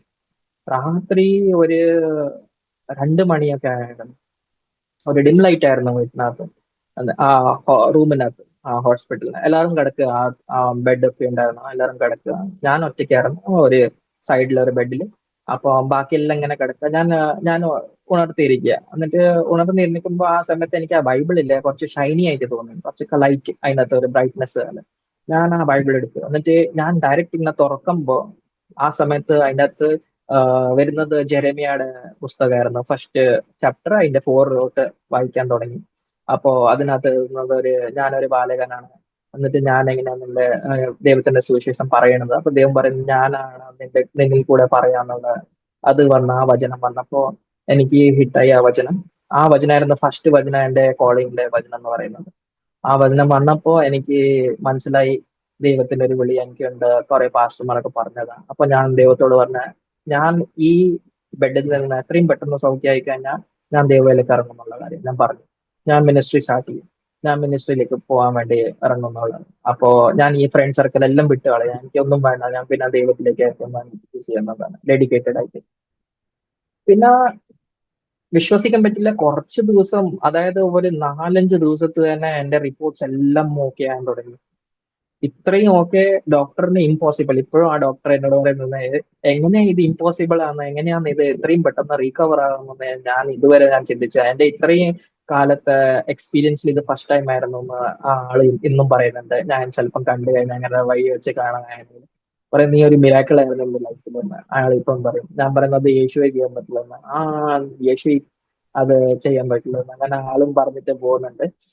പിന്നെ ആ സമയം ഞാൻ ഇറങ്ങിയപ്പോ പിന്നെ ഞാൻ ബൈബിൾ കോളേജിലേക്ക് ഇറങ്ങുന്നു. പിന്നെ ഞാൻ അതിനായിട്ട് വചനത്തിനായിട്ട് ഞാൻ അതിന്റെ ഡെപ്തിലേക്ക് പോകാനും പിന്നെ അത് വചനം പഠിക്കാനും എനിക്ക് ഒരു ഇൻട്രസ്റ്റും വന്നു. പിന്നെ അത് കഴിഞ്ഞ് ഞാൻ ദൈവത്തിലേക്ക് ഇറങ്ങി ഓരോരുത്തര് സുവിശേഷം കൊടുത്തുകൊണ്ടിരുന്നു. അപ്പൊ സുവിശേഷം കൊടുക്കുന്ന സമയത്ത് ആൾക്കാർ അങ്ങനെ അട്രാക്ട് ആവുന്നില്ല. അതായത് ദൈവത്തിലേക്ക് വരാനുള്ള, ഞാൻ ചെറിയൊരു റൂമിലായിരുന്നു ഞാൻ ആൾക്കാരെ വിളിച്ച് പ്രാർത്ഥിക്കുന്നൊക്കെ.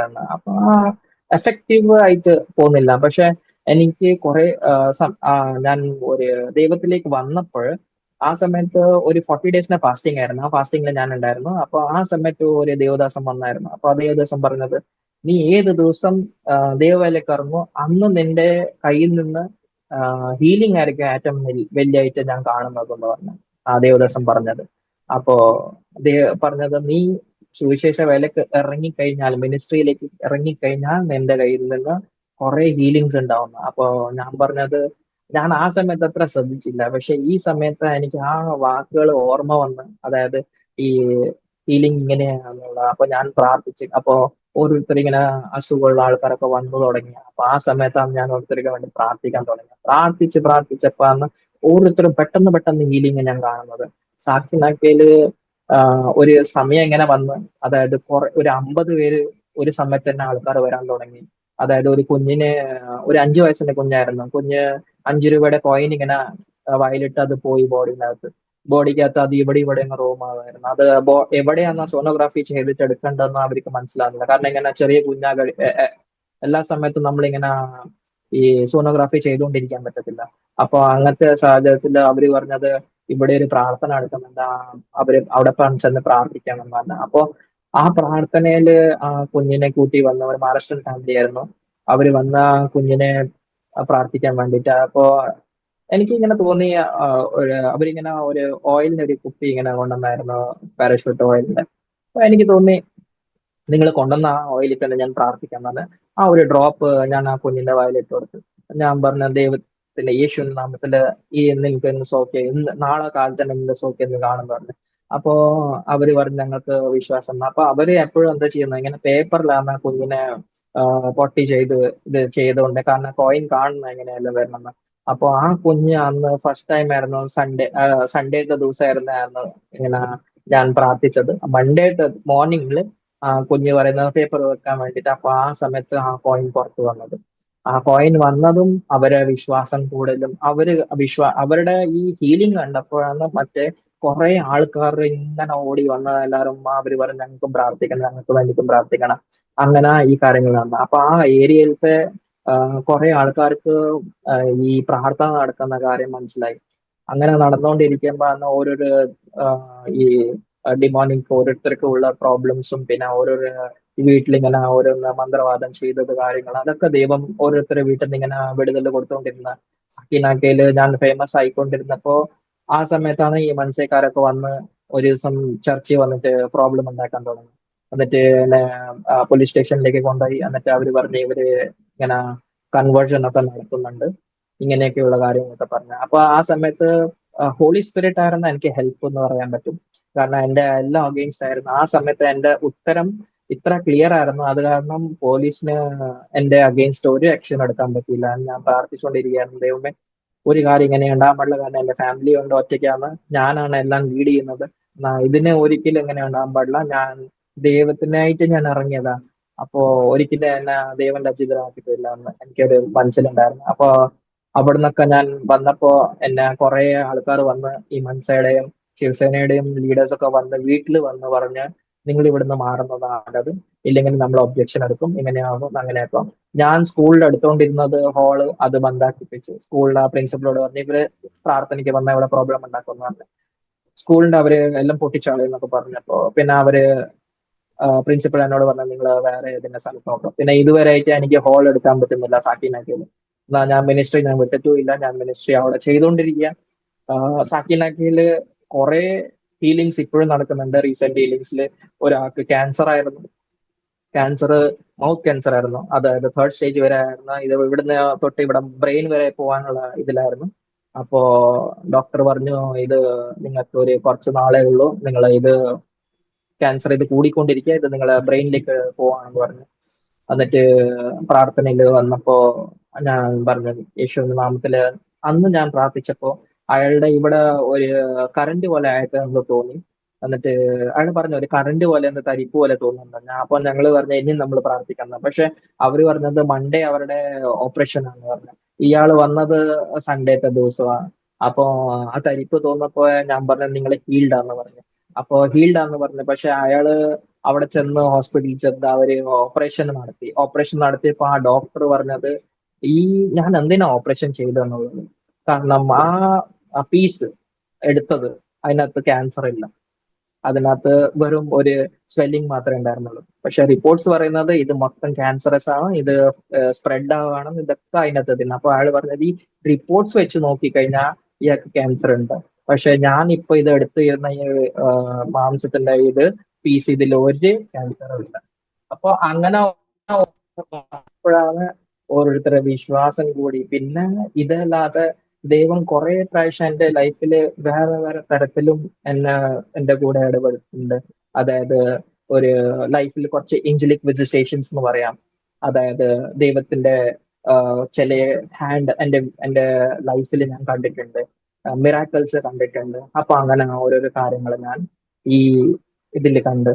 അപ്പൊ ദൈവം എന്നെ അന്ന് ആ വിവേക് ഒരു സിമ്പിൾ വിവേക് ആയിട്ട് ഇങ്ങനെ നടക്കുന്ന വിവേക് എന്നെ ഇന്ന് ആ ലെവലിൽ നിന്ന് ഇന്നൊരു ദൈവത്തിന്റെ ഒരു ദാസനായിട്ട് എന്നെ മാറ്റിയിരിക്കുകയാണ്.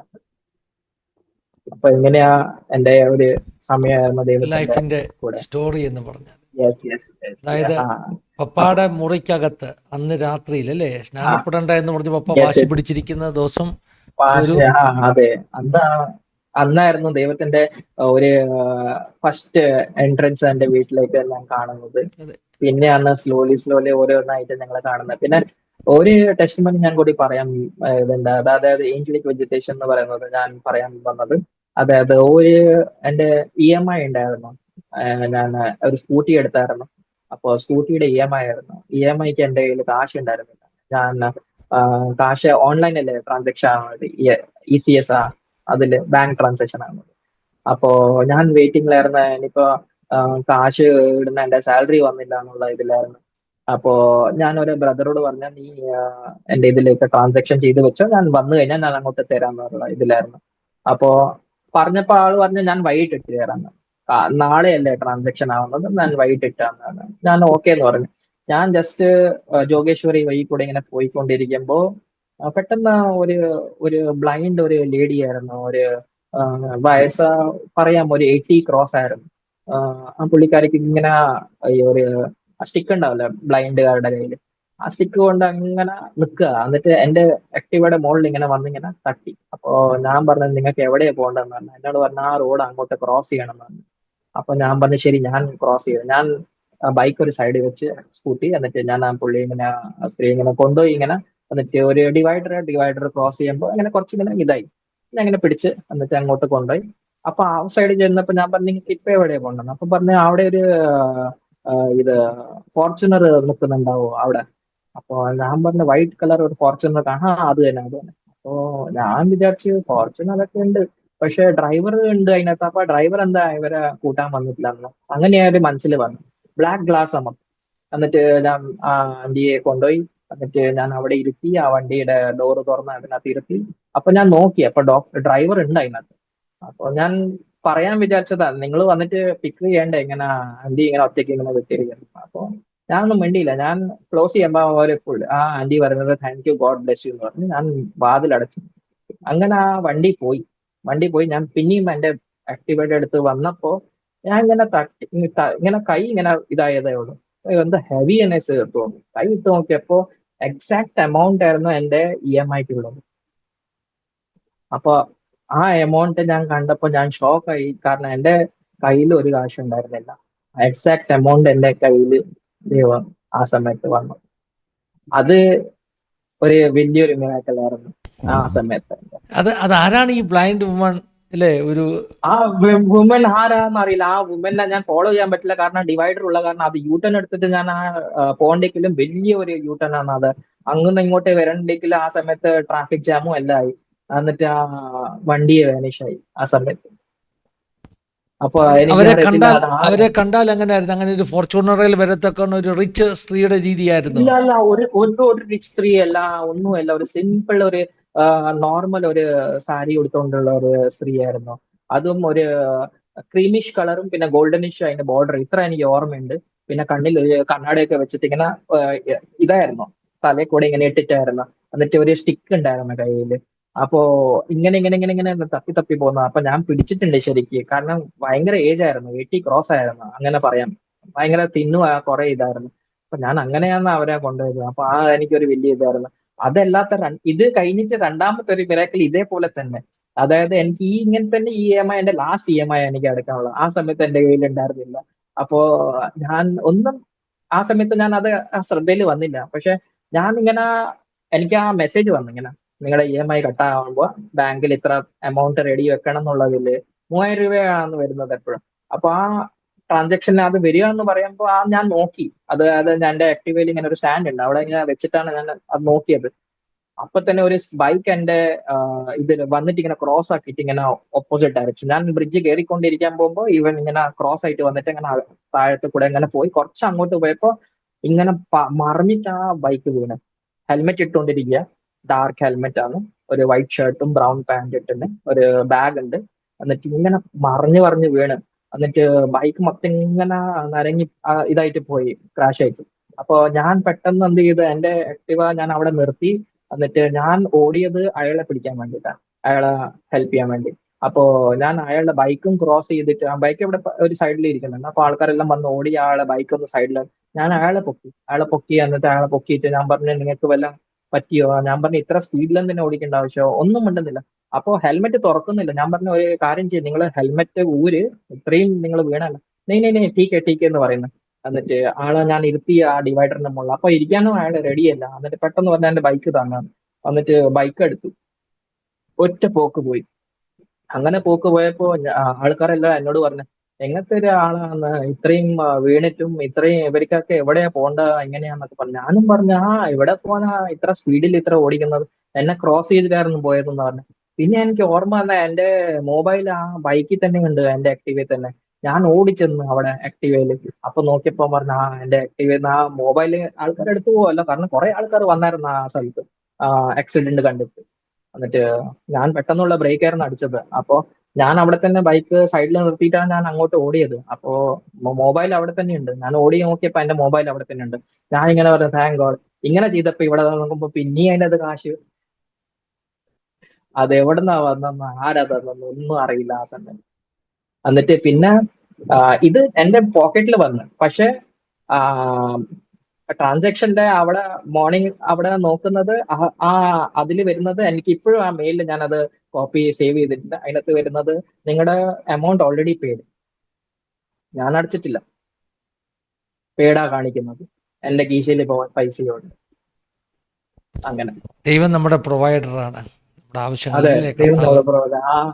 എന്നിട്ട് ഞാൻ അന്ന് ദൈവത്തെ കുറെ സ്തുതിച്ച്. എനിക്ക് ആ സമയത്ത് ഞാൻ ആ ടിയേഴ്സിലായിരുന്നു. ഞാൻ അവിടെ ഡിവൈഡറിൽ തന്നെ, അയാൾ പോയി കഴിഞ്ഞ് ഞാൻ ആ ഡിവൈഡറിൽ ഇരുന്നുകൊണ്ട് പറഞ്ഞുകൊണ്ടിരുന്നത് ഇത് എങ്ങനെയാണ് സംഭവിച്ചെന്നുള്ള കാര്യം.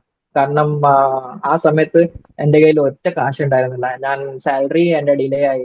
അത് കാരണം കുറെ സ്ഥലത്ത് കൊടുക്കാനുള്ള അതൊക്കെ കൊടുത്തു കഴിഞ്ഞിട്ട് ഞാൻ വിചാരിച്ചു ഇതിപ്പോ എങ്ങനെയാ ഞാൻ ഇപ്പൊ ചെയ്യേണ്ടതെന്നുള്ള ഇതിലായിരുന്നു. പക്ഷെ ദൈവം ആ സമയത്ത് എന്റെ എല്ലാ കാര്യങ്ങൾ റെഡിയാക്കി തന്ന് എന്റെ വീട്ടിലെ ഓരോ കാര്യങ്ങൾ. പിന്നെ ഞാൻ ഒരു പ്രാവശ്യം ഈ റീസെന്റ് ഒരു പ്രാവശ്യം ഇവിടെ പോയായിരുന്നു, വെസ്റ്റ് ബംഗാളിൽ പോയായിരുന്നു. വെസ്റ്റ് ബംഗാളിൽ പോയി വരുന്ന സമയത്ത് ഞാൻ ആരോടും പറഞ്ഞില്ല. വരുന്ന വഴിക്ക് എന്റെ ട്രെയിനിൽ നിന്ന് വരുമ്പോ എന്റെ വാലറ്റ് ആരോ എടുത്തായിരുന്നു. അതായത് എനിക്ക് ഓർമ്മയുണ്ട്, ഞാൻ ശരിക്കും ബാഗിനകത്തായിരുന്നു വാലറ്റ് വെച്ചത്. ആ വാലറ്റിനകത്ത് എന്റെ എല്ലാം ഉണ്ട്, pan card, Aadhaar card, ATM card, എല്ലാ കാർഡ് അതിനകത്തുള്ളതാണ്. ഡ്രൈവിംഗ് ലൈസൻസ് എല്ലാം ഉണ്ട്. അപ്പൊ ഞാൻ അത് ശരിക്കും ബാഗിനകത്ത് വെച്ച. എനിക്കറിയില്ല അത് എങ്ങനെയാന്ന് നഷ്ടപ്പെട്ടെന്നുള്ളത്. ഞാൻ വീട്ടിൽ എത്തിയപ്പോ കാണുന്നത് എന്റെ ഇത് കാണുന്നില്ല എന്നുള്ളത്.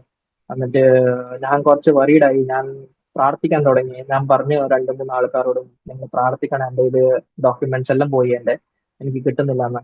അപ്പോ എല്ലാവരും പറഞ്ഞ് പ്രാർത്ഥിക്കാൻ. ഞാനും പ്രാർത്ഥിച്ചു. ഞാൻ മുട്ടുമേൽ വന്ന് പ്രാർത്ഥിച്ചു. ഞാൻ പറഞ്ഞ ദൈവമേ, ഇത് എനിക്ക് ഏതായാലും ഇത് ഡോക്യുമെന്റ്സ് പോയാലും അതിനകത്ത് എന്റെ മെയിൻ വരുന്നത് എന്റെ ഡ്രൈവിംഗ് ലൈസൻസ് ഒക്കെയാണ്. അതാണ് എനിക്ക് മേജർ ആയിട്ട് ഇത് പ്രോബ്ലം.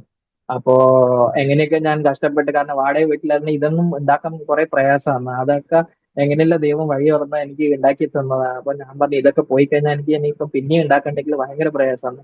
പ്രാർത്ഥിച്ചുകൊണ്ടിരുന്നപ്പോഴാണ് എനിക്ക് ഉച്ചനേരം ശേഷം എനിക്ക് ഒരു ഫോൺ വരുന്നത്, പറയുന്നത് നിങ്ങളെ വാലറ്റില് ഇവിടെ ഈ ഇവിടെ BT സ്റ്റേഷന്റെ ഇവിടെ വീണ് കിടക്കുന്നുണ്ട് എന്നുള്ളത്. അപ്പോ അത് നെക്സ്റ്റ് ഇമ്പോസിബിൾ ആണ്, കാരണം ഞങ്ങൾ ഇറങ്ങിയത് കല്യാൺ സ്റ്റേഷനിലാണ്. അപ്പോ BT സ്റ്റേഷനിൽ എങ്ങനെയാണ് ഇത് വരികയെന്ന് ഞാൻ അത് ചിന്തിച്ചത്. പിന്നെ ഈ ട്രെയിൻ ദാദർ വരെ ഉള്ളൂ ലാസ്റ്റ് അവിടുന്ന് വരുന്നത്. അപ്പൊ ഇത് BT സ്റ്റേഷനിലേക്ക് എങ്ങനെ ചെല്ലുക ഞാൻ അവിടെ ചിന്തിച്ചു. അപ്പോ ആളോട് ഞാൻ പറഞ്ഞു ഇത് എങ്ങനെയാലും നിങ്ങൾ എനിക്ക് തിരിച്ചു തന്നല്ല. ഞാൻ ഞാൻ നിനക്ക് നിങ്ങൾ ഇവിടെ വരുവാണോ? ഞാൻ പറഞ്ഞ അങ്ങോട്ട് വരാന്ന് പറഞ്ഞു. പിന്നെ ആള് പറഞ്ഞു വേണ്ട, നിങ്ങൾ അടുത്ത സ്റ്റേഷൻ ഏതാ നിങ്ങൾക്ക്? ഞാൻ ആ സൈഡ് വന്നാൽ നിങ്ങൾ സെൻട്രൽ ലൈനിൽ. ഞാൻ പറഞ്ഞ ഘാട്ട്കൊപ്പർ എനിക്ക് അടുത്താണ്. അപ്പൊ ഞാൻ സാക്കിനാക്കി തന്നെ, ഘാട്ട്കൊപ്പർ എനിക്ക് അടുത്താണ്. അപ്പോൾ ഞാൻ ഘാട്ട്കൊപ്പറിൽ വരാൻ പറഞ്ഞു. അപ്പൊ ഞാൻ പറഞ്ഞു വെല്ലൻ ഗുഡ്. അപ്പൊ അയാൾ ഘാട്ട്കൊപ്പറിലേക്ക് വരാൻ പറഞ്ഞു. എന്നിട്ട് എന്നോട് പറഞ്ഞ ബ്രിഡ്ജിലേക്ക് വന്നു. ഞാൻ ബ്രിഡ്ജിലേക്ക് വന്നപ്പോൾ അയാൾ എനിക്ക് തരുന്നത് ഇത്രയും ഫാസ്റ്റ് ആയിട്ട് എന്റെ കയ്യിലോട്ട് ഇങ്ങനെ വെക്കലും അയാൾ ഓടലായിരുന്നു അവിടെ. ഞാൻ പറഞ്ഞു ഇതെന്ത് പറ്റി? ഞാൻ അയാൾക്ക് ബ്ലെസ് ചെയ്യാൻ വേണ്ടി ഞാൻ അതിനകത്ത് നോക്കുമ്പോ അതിനകത്ത് 1500 rupees ഉണ്ടായിരുന്നു. അപ്പൊ ഞാൻ വെച്ച അയാൾക്ക് ആ കാശ് അയാൾക്ക് ബ്ലെസ് ചെയ്യാം. പക്ഷെ അയാൾ പറഞ്ഞ എനിക്കൊന്നും വേണ്ടെന്ന് പറഞ്ഞിട്ട് ഒറ്റയൊരു ഓട്ടം അവിടുന്ന് അയാൾ പോയി. എവിടെ പോയെന്ന് പിന്നെ അത് കഴിഞ്ഞിട്ട് ആ ഈ പീ കാറായിരുന്നു. അത് കാരണം അയാൾ ഏത് ക്രൗഡിൽ എവിടെ ചെന്നു എന്ന് എനിക്കറിയില്ല. അയാൾ പോയി. പക്ഷെ എന്റെ 1 രൂപ അതിനകത്ത് പോയിട്ടില്ല. എല്ലാ കാർഡ്സ് എല്ലാതും അതിനകത്ത് ഉണ്ടായിരുന്നു. സാധാരണ അപ്പൊ ചിലപ്പോൾ അങ്ങനെ ബോംബെയിലൊക്കെ പോക്കറ്റ് അടിച്ചാലും ആ പൈസ എടുത്തിട്ട് പേഴ്സ് എവിടെയെങ്കിലും എറിഞ്ഞിട്ട് പോകും. അത് അത് എല്ലാം അതേപോലെ തന്നെ ഉണ്ടായിരുന്നു. പക്ഷെ ആൾ ആരാന്ന്, അയാളെ നമ്പർ പിന്നെ ഞാൻ ട്രൈ ചെയ്തിട്ട് നോട്ട് റീച്ചബിൾ ആണ് വരുന്നത്. പിന്നെ അത് കഴിഞ്ഞിട്ട് വരുന്നത് നിങ്ങൾ ആ നമ്പർ ട്രൈ ചെയ്യുന്ന അത് അസ്തിത്വത്തിനായി എന്ന് പറയുന്നത്. അത് ഇല്ല ആ നമ്പർ. അങ്ങനെയായിരുന്നു എന്തായാലും പിന്നെ വന്നത്. കർത്താവിനെ സേവിക്കാൻ വേണ്ടി 14-15 വയസ്സുള്ളപ്പോൾ ഒറ്റയ്ക്ക് ഇറങ്ങി സ്നാനപ്പെടാൻ വേണ്ടി ഡിസൈഡ് ചെയ്ത് ഇറങ്ങി. കർത്താവ് ഒരിക്കലും കൈവിട്ടില്ല. കർത്താവിൽ നിന്ന് അല്പം ദൂരെ പോയിട്ടും, അതാ ഞാൻ ഇടയ്ക്ക് യെസ് പറയാൻ വന്നേ, പപ്പായുടെ മുറിയിൽ സ്നാനപ്പെടുന്നതിൻ്റെ തലേദിവസം ഇറങ്ങിച്ചെന്നിട്ട് അവൻ്റെ കൂടെ ആ നീയും സ്നാനപ്പെടണമെന്ന് വെള്ളവസ്ത്രം ധരിച്ച ഒരാൾ പറഞ്ഞെന്നാ പപ്പ പേടിച്ചു പോയത് കണ്ടിട്ടല്ലേ? യെസ് അത് കണ്ടിട്ട് പേടിച്ചു പോയി. പപ്പ അന്നാന്ന് ആ കണ്ട് പേടിച്ചത് കാരണമാണ് ദൈവം ദൈവം ഡയറക്റ്റ് ഇന്ററാക്ട് ചെയ്ത ആ കാരണമാണ് ആ പപ്പ ഇത്രയും റഫ് മൈൻഡഡ് ഉള്ള ഒരു ടഫ് മൈൻഡഡ് അതെ ഉള്ള ഒരാള് അയാൾ പെട്ടെന്ന് ഇങ്ങനെ ആ അതെ ദൈവത്തിലേക്ക് ചേരാൻ വേണ്ടി കഴിഞ്ഞ അത് പ്രാവശ്യം ചർച്ച വന്നപ്പോൾ ഒരാള് സാക്ഷ്യം പറഞ്ഞു. പറഞ്ഞപ്പോൾ അത് പറഞ്ഞു, പപ്പ പറഞ്ഞു, അതായത് ആ ഞാൻ ഇത്രയും നാളും സേവിച്ച ഒരു ദൈവവും എന്നോട് വർത്താനം പറഞ്ഞിട്ടില്ല. യെസ് ദിസ് ഈസ് ദ ഒരിക്കലും ഫസ്റ്റ് നടത്തണം ടൈം ഒരു പറയാത്ത ദൈവം എൻ്റെ ഫസ്റ്റ് മുറി ടൈം. വരുന്നത്. Yes yes. അപ്പോ അന്നാണ് വിശ്വാസം കൂടുന്നത്. കാരണം ഇത്രയും നാള് ഇത്രയും വർഷങ്ങളായി ആചാരങ്ങൾ ചെയ്തുകൊണ്ടിരിക്കുന്ന ആ ദൈവങ്ങൾ സംസാരിക്കുന്നുള്ള ഇതിലായിരുന്നു പപ്പ ഉള്ളത്. കാരണം അവരൊക്കെ പറഞ്ഞു കേട്ടതേ ഉള്ളൂ അവരെ സംസാരിക്കാം. പക്ഷെ ആ സംസാരം ഇതുവരെ കേട്ടിട്ടില്ല. പക്ഷെ ഈ ആള് വന്ന് ഇങ്ങനെ സംസാരിച്ച് എന്നോട് പപ്പയോട് പറഞ്ഞു നീ ചെയ്യണം, നിന്റെ മോൻ ചെയ്യുന്നത് അത് ശരിയാണ്, നീ അത് ചെയ്യണം. അങ്ങനെ പറഞ്ഞപ്പോഴാണ് പപ്പക്ക് മനസ്സിലായത് ഇത് വേറെയാണ്, ഇത് യേശു വിശ്വസിക്കുന്നതന്നെ എനിക്ക് അതെ, ശരിയുള്ളത്.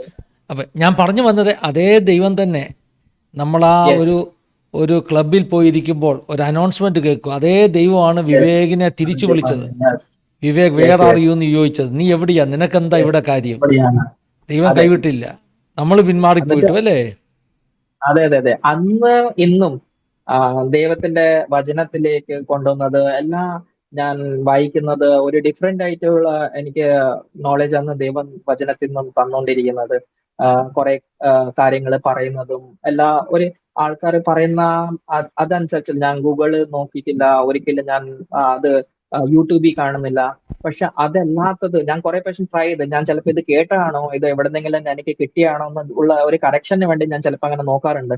യൂട്യൂബിൽ ഇത് ഞാൻ ഇട്ട് നോക്കാറുണ്ട്, ഞാൻ പറയുന്ന ഇതൊക്കെ അങ്ങനെ എവിടെയെങ്കിലും ഉണ്ടോ എന്നുള്ളത്. പക്ഷെ അതില്ല. പക്ഷെ ഈ കാര്യങ്ങള് ഒരു ജെംസ് പോലെയാണ് നമുക്ക് കിട്ടുന്നത്. ദൈവം ഡയറക്റ്റ് സ്വർഗത്തിൽ നിന്ന് തരുന്ന പോലെയാണ്. ഞാൻ ആ സമയത്ത് ഇരിക്കുമ്പോൾ ദൈവം ബൈബിൾ വായിക്കുമ്പോൾ തന്നെ തന്നെത്താൻ ഓരോരോ കാര്യങ്ങൾ ഇങ്ങനെ മനസ്സിൽ ഇങ്ങനെ വന്നുകൊണ്ടിരിക്കുക. അതേപോലെ ദൈവം സംസാരിക്കുന്ന എന്നോട് വചനത്തിൽ കൂടെയാണ്. അപ്പോ യൂത്ത് ആണ് എന്റെ മെയിൻ ഇത്. കാരണം ഞാൻ എല്ലാ ഇപ്പൊ യൂത്തിൽ കാണുന്ന വിവേകിനെ കാണുന്നത്. ആ വിവേക് സ്ട്രഗിൾ ചെയ്യുന്ന വിവേകിനെ കാണുന്നത്. അപ്പോ ദൈവം എന്നെ എപ്പോഴും കാണുന്ന അതേപോലെ. അപ്പൊ ഞാൻ സക്കിനാക്കിൽ ഇപ്പോഴും ഞാൻ ഫോളോ അപ്പ് ചെയ്തുകൊണ്ടിരിക്കുന്ന ആൾക്കാരെല്ലാം ഈ ഇതിലാണ് വരുന്നത്. നമ്മുടെ കഞ്ചാവ് വലി അതിലൊക്കെ ഉള്ള ആൾക്കാരാണ്. അധികം പേരെല്ലാം കഞ്ചാവ് വലിയാണ്. കഞ്ചാവും പിന്നെ ഇത് അവര് കഞ്ചാവ് സെല്ലും ചെയ്യുന്നുണ്ട്. അങ്ങനത്തെ ആൾക്കാരുണ്ട്, പെഡ്ലേഴ്സ് എന്ന് പറയുന്ന അവന്. അപ്പൊ അവര് മലാഡിലും ഉണ്ട് കുറച്ച് ആൾക്കാർ. അവിടുന്ന് എല്ലാം ദൈവം ഓരോരോ യൂത്തിനെ കുറച്ച് കുറച്ചാക്കിയിട്ട് ഇങ്ങനെ കൊണ്ടുവരുന്നുണ്ട്. അതെ. അപ്പൊ അവരുടെ മുന്നിൽ എന്നെ യൂസ് ചെയ്യുന്നത്. അധികമായിട്ട് എന്റെ ടാർഗറ്റ് യൂത്ത് ആയിട്ടാണ് ഒരു ദൈവം എന്നെ യൂസ് ചെയ്യുന്നത്.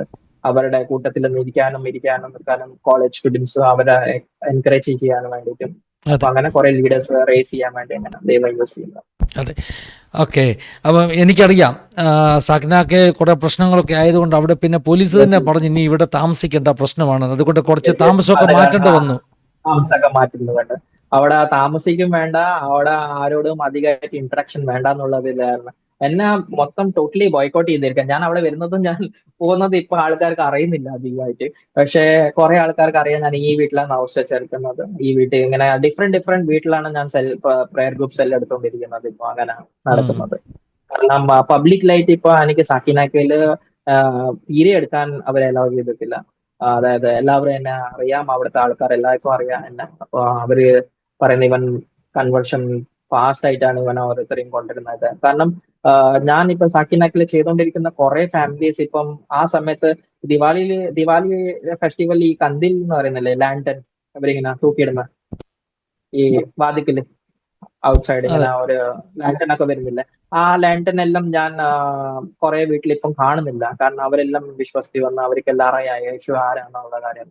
അപ്പൊ ആ കൺവേർഷൻ കാണുമ്പോ ആൾക്കാർക്ക് ഒരു പേടിയായിരുന്നു. അവിടുത്തെ ആൾക്കാർക്ക്, ലീഡേഴ്സിന്, അവിടുത്തെ ഓരോരോ RSSകാർക്കും അവർക്കെല്ലാം ഒരു പേടി വന്നു, ഇത് ശരിയല്ലാത്തുള്ള കാര്യം. അപ്പൊ കുറെ പേര് എന്റെ അഗേൻസ്റ്റ് ആയി. അങ്ങനെയായിരുന്നു. ശരി, ദൈവം സഹായിക്കട്ടെ. ഒത്തിരി കാര്യങ്ങൾ ഇനിയും പറയാനുണ്ട്, എന്നാലും ഇത്രയും സമയങ്ങൾ സ്പെൻഡ് ചെയ്തല്ലോ, മലയാളത്തിൽ പറഞ്ഞല്ലോ. ദൈവം സഹായിക്കട്ടെ. ദൈവത്തിന്റെ ഒരു അനുഗ്രഹം ഞാൻ പറയാം. ഞാൻ ഇതുവരെ വിചാരിച്ചില്ല ഞാൻ ഇത്രയും മലയാളം ക്ലിയർ ആയിട്ട് പറയാൻ പറ്റുന്നില്ല. എനിക്കൊരു പേടി പോലെ ഉണ്ടായിരുന്നു. ഞാൻ ഈ സ്റ്റാർട്ട് ചെയ്യുമ്പോ എന്റെ ഹാർട്ട് ബീറ്റ്സ് കുറച്ച് ഫാസ്റ്റ് ആയിരുന്നു. പക്ഷെ പറഞ്ഞുകൊണ്ടിരിക്കുമ്പോ എനിക്ക് അതിന്റെ ഒരു അനോയിന്റിംഗിലാണ് ഞാൻ പറഞ്ഞുകൊണ്ട് പോയത്. ദൈവത്തിന്റെ ഒരു സ്ട്രെങ്തനിങ് ഉണ്ടായിരുന്നു എനിക്ക്. അപ്പൊ എനിക്ക് പറയാൻ ഈസി ആയി. എന്റെ ടങ്സ് അധികം ട്വിസ്റ്റ് ആയിട്ടില്ല. കാരണം ഞാൻ വിചാരിച്ച അതേപോലെ ഉണ്ടാവുന്ന ഒരു ബ്രേക്ക് ഡൗൺ ഉണ്ടാവുന്ന എവിടെയെങ്കിലും. പക്ഷെ ദൈവം ഹെൽപ്പ് ചെയ്ത്. ദൈവത്തിന്റെ സ്തോത്രം.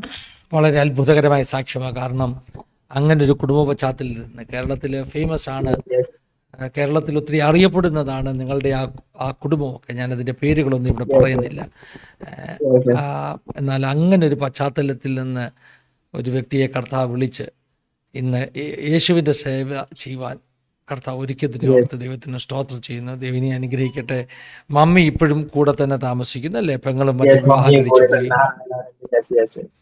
ഞാൻ പ്രേക്ഷകരുടെ അറിവിന് വേണ്ടി പറയുക, വിവേക് ഇങ്ങനെ വേലയും പിന്നെ ഈ ഇടയ്ക്ക് പോലീസ് പ്രശ്നങ്ങളൊക്കെ ആയതുകൊണ്ട് കല്യാണമൊക്കെ സ്വല്പം മനഃപൂർവ്വം വൈകിപ്പിച്ചു വെച്ചു. കാരണം കേസും വഴക്കും പുക്കാറും ഒക്കെ ഒന്ന് കഴിയട്ടെ. ഞാൻ വിചാരിക്കുന്ന സാക്കിനൊക്കെ ഒരു റിവൈവൽ വരും എന്നുള്ള ഇതില്. അപ്പോ ഞാൻ കാണുന്നുണ്ട് ഏതായാലും ആ ഒരു ദർശനത്തിലേക്ക് കൂടെയാണ് ഞാൻ നടക്കുന്നത്. അപ്പോ ദൈവത്തിന്റെ കയ്യിലേക്കാണ് ഞാൻ എല്ലാം വിട്ടുകൊടുക്കുന്നത്. ദൈവം തന്നെ അവിടെ വഴി കൊടുക്കും എനിക്ക് വേണ്ടിയിട്ട്. ഉള്ള എന്റെ പാർട്ട്ണറും ദൈവം എനിക്ക് വേണ്ടി ഒരുക്കി വെക്കുക. അപ്പൊ ഞാൻ അതേപോലെ തന്നെ പോവാണ് ദൈവത്തിന്റെ ആലോചന. ശരി, എനിക്ക് തോന്നുന്നു ഈ വർഷം വിവാഹം നടക്കും, ഏകദേശം ഒക്കെ പ്ലാൻ ആയി വരുന്നില്ലയോ? പ്ലാനായി വരുന്നുണ്ട്. യെസ് യെസ് ദൈവത്തിന് ഈ വർഷം സ്തോത്രം. തന്നെ. ദൈവം സഹായിക്കട്ടെ. പ്രേക്ഷകരത് ചോദിക്കും എന്നോട്, വിവേക് ബാക്കി എല്ലാവരുടെ കല്യാണം പറഞ്ഞു, സ്വന്തം കാര്യം പറഞ്ഞില്ലെന്ന്. അതുകൊണ്ടാണ് ഞാൻ ഇത്രയും ഇൻഫർമേഷൻ എനിക്ക് അറിയാവുന്നത് നമ്മുടെ പ്രേക്ഷകർക്ക് വേണ്ടി പങ്കുവച്ചത്. Yes yes yes. ദൈവം സഹായിക്കട്ടെ. നല്ലൊരു ഭാവിയും നല്ലൊരു കുടുംബജീവിതവും നല്ല ശുശ്രൂഷയൊക്കെ കർത്താവ് തരട്ടെ. ദൈവത്തിൻ്റെ വചനം ഒത്തിരി പഠിച്ച് ആ വചനത്തിന് വേണ്ടിയൊക്കെ നിൽക്കാൻ ഡെഡിക്കേറ്റ് ചെയ്യണം കേട്ടോ. ഞാൻ യങ്സ്റ്റേഴ്സായിട്ടുള്ള നിങ്ങളുടെ ഇന്നലെ ഞാൻ അന്ന് ചാനൽ നിങ്ങളുടെ ഇത് ആസാദിയുടെ ഞാൻ ചാനൽ ഇത് കണ്ടു. അപ്പൊ എനിക്ക് ഭയങ്കര ഇഷ്ടപ്പെട്ടു കൾട്ടിനെ കുറിച്ച് നിങ്ങൾ പറഞ്ഞത്. അത് ഇപ്പൊ ഉള്ള ആവശ്യമുള്ള ഒരു കാര്യങ്ങളാ. കാരണം വചനം എല്ലാ സ്ഥലത്തും ട്വിസ്റ്റ് ആയിക്കൊണ്ടിരിക്കുക. അപ്പൊ ആൾക്കാർക്ക് അത് പ്യുവർലി കിട്ടണം. അതാ ഞാൻ വിചാരിക്കുന്നത്. കാരണം എല്ലാ കാരണം സ്ഥലത്തും ഒത്തിരി ഇപ്പൊ twist ഡിസപ്ഷൻ ഉണ്ട് ഈ ആയിക്കൊണ്ടിരിക്കുക. കാലത്തെ, റോങ് ഡോക്ട്രിൻസ്. Deception ഉണ്ട്. അതെ അതെ അതെ അതെ. ആ ഡോക്ടറിൻസ് ഒരു കാരണം സാക്കിനാക്കിൽ ഇത് വന്നു തുടങ്ങി. നിങ്ങൾ പറഞ്ഞ പേര് എല്ലാ പേരും സാക്കിനാക്കിൽ ഓൾറെഡി ഉണ്ട്. ആ ആൾക്കാർക്ക് ഞങ്ങള് വചനം പറയുന്നതിന് മുന്നേ അവർക്ക് അറിയാം കുറെ കാര്യങ്ങൾ. അവര് 2-3 വചനങ്ങൾ കൊണ്ട് ഇങ്ങനെ കളിക്കുന്ന, നിങ്ങൾ പറഞ്ഞ പോലെ അതേപോലെ എങ്ങനെയുണ്ട്, ആ 2 വചനം കൊണ്ടേ അവര് നടക്കുന്നുള്ളൂ. പിന്നെ അവർക്ക് പിന്നെ വചനം കൊടുക്കുന്നത് വേറെ സ്ഥലത്ത് നിന്ന് അങ്ങനെ ആവുമ്പോഴാണ് അവര് കൺഫ്യൂഷൻ. പിന്നെ പറയുന്നത് നിങ്ങൾ എന്റെ ചർച്ചിൽ വാ, അവിടെ വാ, ഇവിടെ വാ, നമ്മളെ ലീഡേഴ്സോടൊന്ന് സംസാരിക്കുന്ന അതിലാന്നേ ഉള്ളത് ഇങ്ങനെ. അതെ, വലിയ ഡിസപ്ഷൻ. അപ്പൊ അതുകൊണ്ട് വലിയ ഡിസെപ്ഷൻ. സ്പെഷ്യലി യൂത്ത് ആണ് ഇപ്പൊ അതിനകത്ത് പെടുന്നത്. അതിനകത്ത് യാ പാസ്റ്റർ, നമുക്ക് പ്രാർത്ഥിക്കാം, നമ്മുടെ വ്യൂവേഴ്സിന് വേണ്ടി പ്രാർത്ഥിക്കാം. പാസ്റ്റർ മലയാളത്തിൽ കംഫർട്ടബിൾ ആണോ പ്രാർത്ഥിക്കാൻ, അതോ you may be comfortable in English or Hindi? Hindi is okay. എന്നാൽ നമ്മുടെ വ്യൂവേഴ്സിന് വേണ്ടി ചുരുക്കമായിട്ടൊന്ന് പ്രാർത്ഥിച്ചിട്ട്, വിച്ച് ഓണർ ലാംഗ്വേജ്, മലയാളം ആണെങ്കിലും ഹിന്ദി ആണെങ്കിലും ഇംഗ്ലീഷ് ആണെങ്കിലും നമ്മുടെ കർത്താവിന് എല്ലാ ലാംഗ്വേജും അറിയാം. ഒന്ന് ചുരുക്കമായിട്ട് പ്രാർത്ഥിച്ചാൽ. हालेलुया, धन्यवाद करते परमेश्वर, धन्यवाद राज, हालेलुया, हालेलुया। पिता परमेश्वर धन्यवाद करते हैं समय के लिए, हम प्रार्थना करते हैं, धन्यवाद करते हैं पिता कि तूने हमें ये मौका दिया परमेश्वर कि तेरे नाम की बढ़ोतरी हो परमेश्वर। पिता हम कुछ नहीं परंतु परमेश्वर सब कुछ आप ही हो पिता, जिसने हमें चुना है परमेश्वर। हम विश्वास करते हैं परमेश्वर जो कोई भी पिता ये टेस्टिमनी को सुन रहे हैं और पिता इसे देख रहे पिता, उसके जीवन में एक बड़ा आशीष का कारण बनने दे परमेश्वर। धन्यवाद करते मान परमेश्वर कि ये दास के द्वारा परमेश्वर कईयों के जीवन में परमेश्वर ये बीज बोने के लिए तू सहायता कर परमेश्वर। पिता ये चैनल परमेश्वर, आजादी चैनल परमेश्वर, लोगों के जीवन के लिए एक आशीष का कारण बनने दे। धन्यवाद करते परमेश्वर, जिस तरह से परमेश्वर तू इस्तेमाल कर रहा है मुझे पिता, मैं चाहता हूँ परमेश्वर हर एक दासों को तू इस्तेमाल कर परमेश्वर, जो ये चैनल में आ रहे हैं और ये चैनल को देख रहे पिता। धन्यवाद करते परमेश्वर, मांगते यीशु मसीह के नाम से, आमेन, ആമേൻ, ആമേൻ, ആമേൻ. പിതാവ്, പുത്ര, പരിശുദ്ധാത്മാവാകുന്ന ത്രിയേക ദൈവത്തിൻ്റെ കൂട്ടായ്മ, സഹവാസക്കാവൽ നമ്മെല്ലാവരുടെ പേരിലും പ്രത്യേകമായി നമ്മുടെ നടുവിൽ കടന്നു വന്ന് ജീവിതാനുഭവങ്ങൾ പങ്കുവെച്ച പ്രിയ കർത്താവിൻ്റെ വിവേകിൻ്റെ പേരിൽ, തൻ്റെ പ്രിയമുള്ളവരുടെ പേരിൽ, തൻ്റെ ശുശ്രൂഷകളുടെ പേരിൽ ഇന്നു മുതൽ എപ്പോഴും എന്നേക്കും ഉണ്ടായിരിക്കുമാറാകട്ടെ. ആമേൻ, ആമേൻ, ആമേൻ. താങ്ക് യു പാസ്റ്ററെ, ഒരു പ്രാവശ്യം നന്ദി പറയുക. ഇത്രയും സമയങ്ങൾ ഞങ്ങളോടൊപ്പം സ്പെൻഡ് ചെയ്തതിൽ ദൈവം ധാരാളമായിട്ട് അനുഗ്രഹിക്കട്ടെ. Thank you. പ്രേക്ഷകരോട് നന്ദി പറയുന്നു. Thank you all. Thank you for watching. God bless you all. Have A wonderful time.